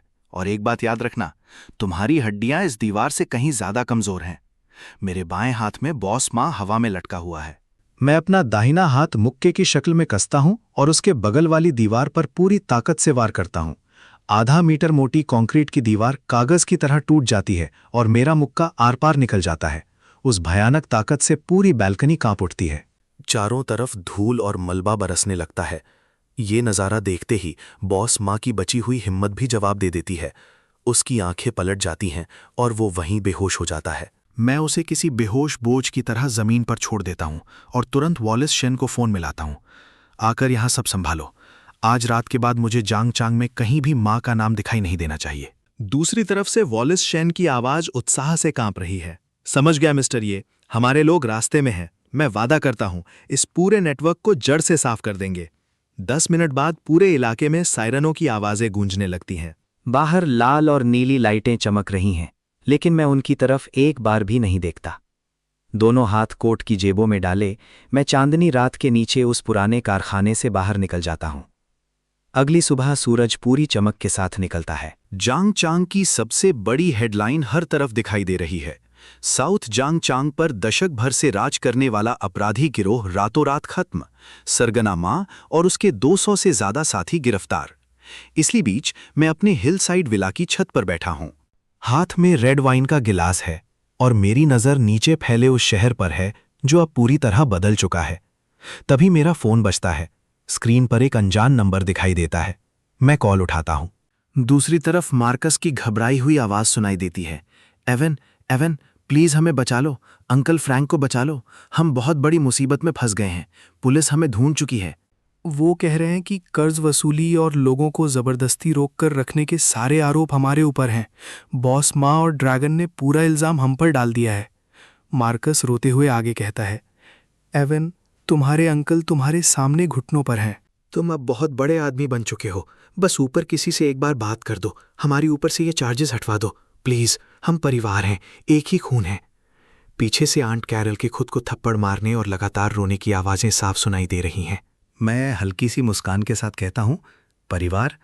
अंकल फ्रैंक, जब तुम लोग मेरा दरवाज़ा तोड़ने आए थे और मुझे आवारा कुत्तों के बीच सड़क पर छोड़ देने की बात कर रहे थे, तब क्या तुम्हें इस खून के रिश्ते की याद आई थी? मार्कस सिसकते हुए कहता है, एवन, उस समय हम लालच में इतने अंधे हो गए थे। अब जेल की सलाखों के पीछे सिलाई मशीन चलाते हुए अपनी जिंदगी गुजारो। मैंने पुलिस को वो रिकॉर्डिंग दे दी है जिसमें तुम सब मेरी टांगे तोड़ने की बात कर रहे थे। ये तुम्हें और तुम्हारी फैमिली को कम से कम 8-10 साल तक अंदर रखने के लिए काफी है। उधर से आवाज आती है, तुम हमारे साथ ये क्या कर रहे हो?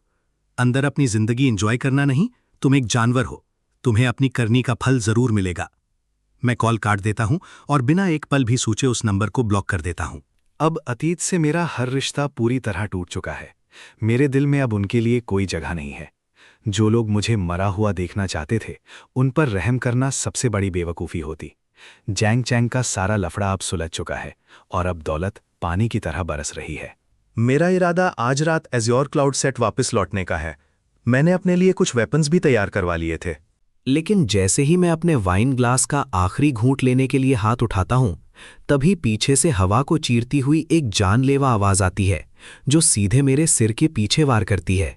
ये किसी बुलेट की आवाज नहीं है, बल्कि ये तो हवा के फटने का शोर है। जो आवाज की रफ्तार से भी तेज है। शुक्र है मेरी पीक बॉडी टेम्परिंग का, जिसकी वजह से मेरे इंस्टिंक्ट्स बहुत तेज हो चुके हैं। मेरा सिर अपने आप 1 इंच बाईं तरफ झुक जाता है और तभी कड़क, मेरे हाथ का वाइन ग्लास चकनाचूर होकर पाउडर बन जाता है। लाल वाइन मेरे कपड़ों पर गिर जाती है और मेरे पीछे वाले मार्बल पिलर में 2 इंच गहरा एक बिल्कुल गोल छेद हो जाता है। ये एक फिंगर टिप स्ट्राइक थी, इनर फोर्स को बाहर प्रोजेक्ट करने का कमाल। फॉलिंग लीफ फ्लाइंग पेटल, तो क्या धरती पर भी मार्शल आर्टिस्ट्स मौजूद हैं? मैं तेजी से पीछे मुड़ता हूं। विला की टेरेस के किनारे पर एक आदमी खड़ा है जिसने ग्रे रंग का ट्रेडिशनल रोब पहना है। वो कंकाल जैसा दुबला है और ना जाने कहां से अचानक प्रकट हो गया। उसके हाथ पीछे बंधे हैं और उसकी आंखें किसी सांप की तरह ठंडी और मुझ पर टिकी हुई हैं। मेरे चारों तरफ लगे हाईटेक इंफ्रारेड अलार्म्स उसके सामने बेकार साबित हुए। वो बूढ़ा कहता है, अच्छे रिफ्लेक्सेस हैं, तुमने अपने शरीर को फौलाद की तरह तराशा है। मैं यांजिन की एंशिएंट मार्शल आर्ट्स दुनिया की लिन फैमिली की तरफ से आया हूं। लिन मार्शल फैमिली? बेकार की कोशिश मत करो। तुम्हारी ये दुनियावी फायर आर्म्स मेरी प्रोटेक्टिव इनर फोर्स के सामने महज कबाड़ है। तभी 3 मीटर दूर रखी एक लकड़ी की कॉफी टेबल हवा के एक अदृश्य झोंके से 2 टुकड़ों में कट जाती है और उसके परखच्चे उड़ जाते हैं। मेरी आंखें फटी की फटी रह जाती हैं। मेरा शरीर तलवारों और कुल्हाड़ियों को तो झेल सकता है, लेकिन ऐसी ताकत जो सीधे अंगों को चीर दे, उसका मुकाबला मैं अभी नहीं कर सकता। धरती पर वाकई इस लेवल के मॉन्स्टर्स छिपे हुए हैं। वो बूढ़ा कहता है, नौजवान, उस मिरेकल वाटर का कोर फॉर्मूला और उसे सप्लाई करने वाले का नाम मेरे हवाले कर दो। बदले में मैं तुम्हें लिन फैमिली में आउटर सेक्ट डीकन का पद दिला सकता हूं। पूरी जिंदगी ऐश करोगे।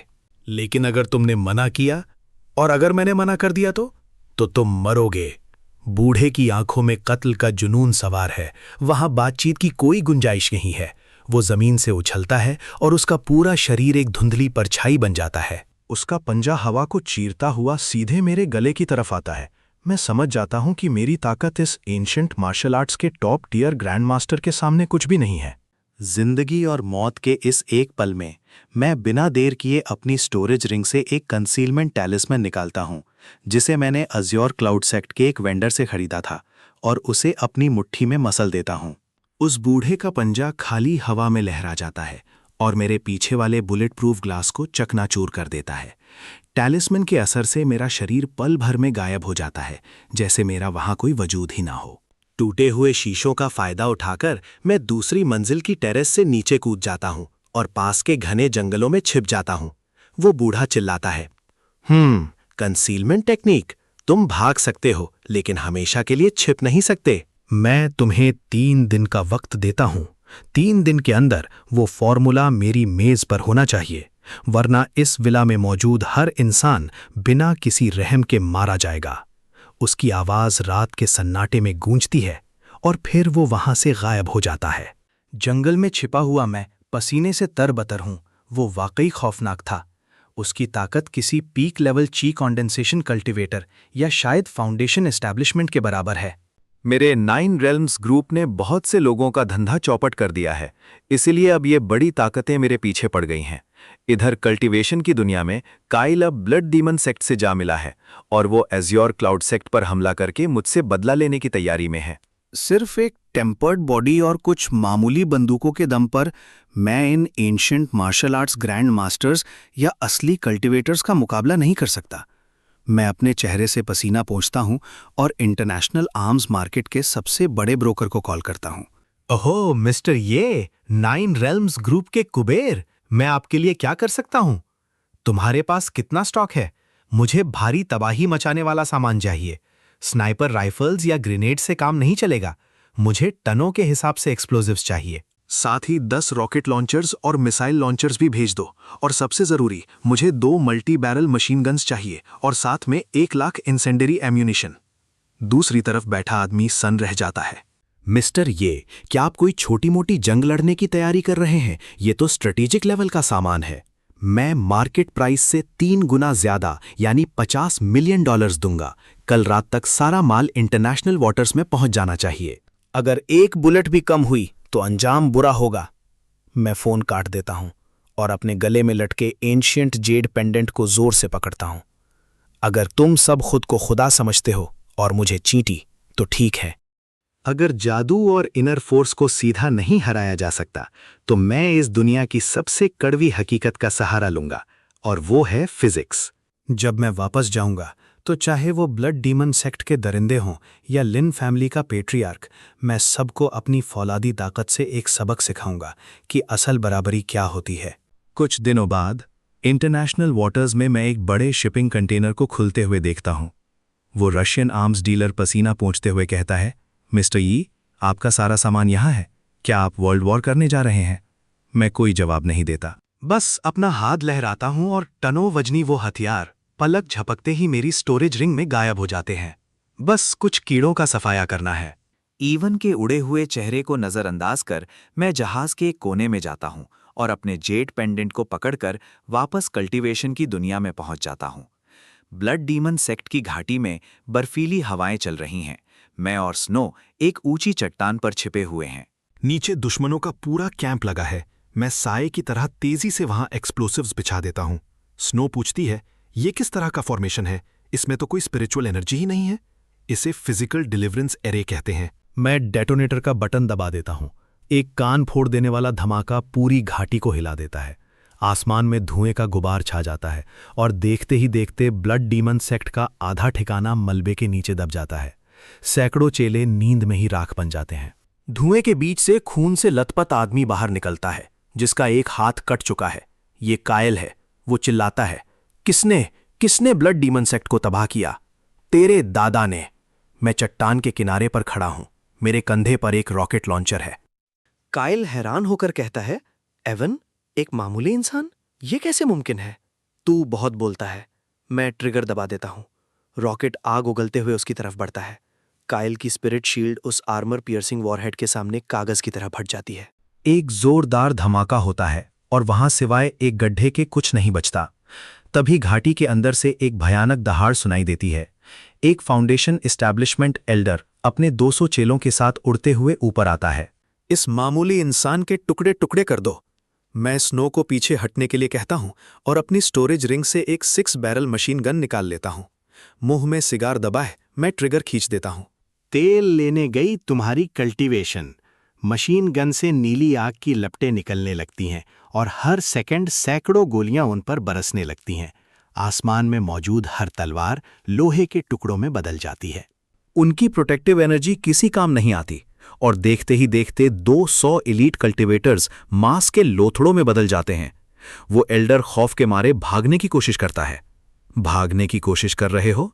मैं मशीन गन फेंककर स्टिंगर मिसाइल लॉन्चर निकालता हूं। मिसाइल उसका पीछा करते हुए आसमान में एक जोरदार धमाका करती है और वो एल्डर नीचे आ गिरता है। अब एज़्योर क्लाउड सेक्ट मेरी हिफाजत में है। जो भी यहां कदम रखेगा उसका यही अंजाम होगा। स्नो अपनी तलवार म्यान में रखती है और उसकी आंखों में अब मेरे लिए सिर्फ भरोसा है। वो मुझे एक जेड टैलिस्मान देती है और कहती है, तुम जहां भी जाओगे मुझे अपने साथ ले जाना।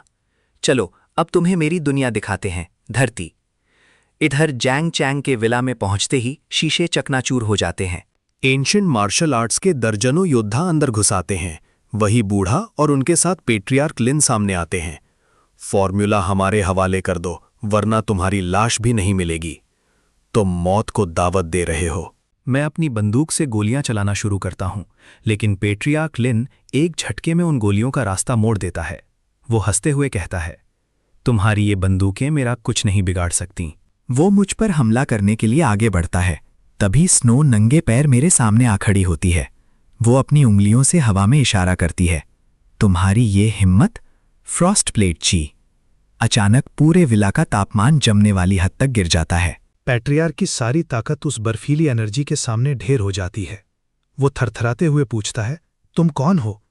देखते ही देखते वो बर्फ की मूर्ति बन जाता है। मैं आगे बढ़कर उसकी खोपड़ी पर अपनी बंदूक की नली रखता हूं और ट्रिगर दबा देता हूं। उसका सिर कांच की तरह बिखर जाता है। बाकी बचे योद्धा खौफ के मारे घुटनों पर गिर जाते हैं और मुझे अपना मालिक मान लेते हैं। अब जांग चांग की दुनिया में सिर्फ मेरा राज होगा।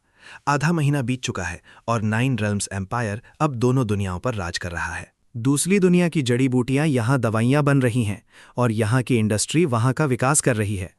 उधर जेल के बाहर आंट कैरल गिड़गिड़ा रही है कि मैं मार्कस को माफ कर दूं, लेकिन मैं अपनी गाड़ी स्टार्ट करता हूं और उन्हें हमेशा के लिए पीछे छोड़ देता हूं। रात के वक्त मैं और स्नो एक ऊंची इमारत की छत पर खड़े हैं। स्नो इस चमकती हुई दुनिया को देखकर हैरान है। मैं उसे पीछे से गले लगाता हूँ और आसमान की तरफ देखकर धीरे से कहता हूँ, मम्मी, पापा, आपका बेटा जीत गया। वो अब बिल्कुल ठीक है। आज का मिशन पहले से कहीं ज्यादा डेंजरस है। इस वीडियो के लिए टारगेट सेट किया गया है पूरे 10,000 लाइक्स का। अगर ये स्टोरी वाकई आपको रोमांचित कर रही है और हर एपिसोड के साथ आपका हाइप नेक्स्ट लेवल पर पहुंच रहा है, तो अभी लाइक बटन पर अटैक कर दीजिए और इस टारगेट को हासिल करके दिखाइए। आपका हर एक लाइक इस सीरीज की ताकत को बढ़ाता है और साबित करता है कि आप इस जर्नी के असली सपोर्टर हैं। चैनल को सब्सक्राइब करके बेल आइकन जरूर ऑन कर लें, क्योंकि आगे जो होने वाला है वो पहले से कहीं ज्यादा क्रेजी और अनएक्सपेक्टेड होगा। अगर एक भी एपिसोड मिस हुआ तो पूरी कहानी का गेम ही बदल जाएगा। अब बारी है आज के स्पेशल मिशन की। हर इंसान इस वीडियो को 3 बार हाइप कर सकता है। आपके पास पूरे 3x3 हाइप पॉइंट्स मौजूद हैं, तो बिना देर किए इन पॉइंट्स को इस्तेमाल करें और इन्हें फुल कर दें, क्योंकि यही चीज तय करेगी कि अगला एपिसोड किस बड़े लेवल पर आने वाला है। हर एपिसोड के पीछे घंटों की मेहनत छिपी है। कहानी को इस मुकाम तक लाने में पूरी एनर्जी और वक्त झोंक दिया जाता है। अगर आपका सपोर्ट इसी तरह फुल पावर में बना रहा तो ये सीरीज और भी ज्यादा इंटेंस और सिनेमैटिक होती जाएगी। लेकिन अगर रिस्पॉन्स कमजोर पड़ा तो मुमकिन है कि आगे के एपिसोड्स सिर्फ मेंबर्स तक ही महदूद रह जाएं। इसलिए बिना वक्त ज़ाया किए 10,000 लाइक्स कंप्लीट करें, अपने 3x3 हाई पॉइंट्स को फिनिश करें और कमेंट सेक्शन में जाकर लिखें मिशन कंप्लीट। याद रहे, ये सिर्फ एक चैनल नहीं बल्कि हमारी पूरी कम्युनिटी की ताकत है।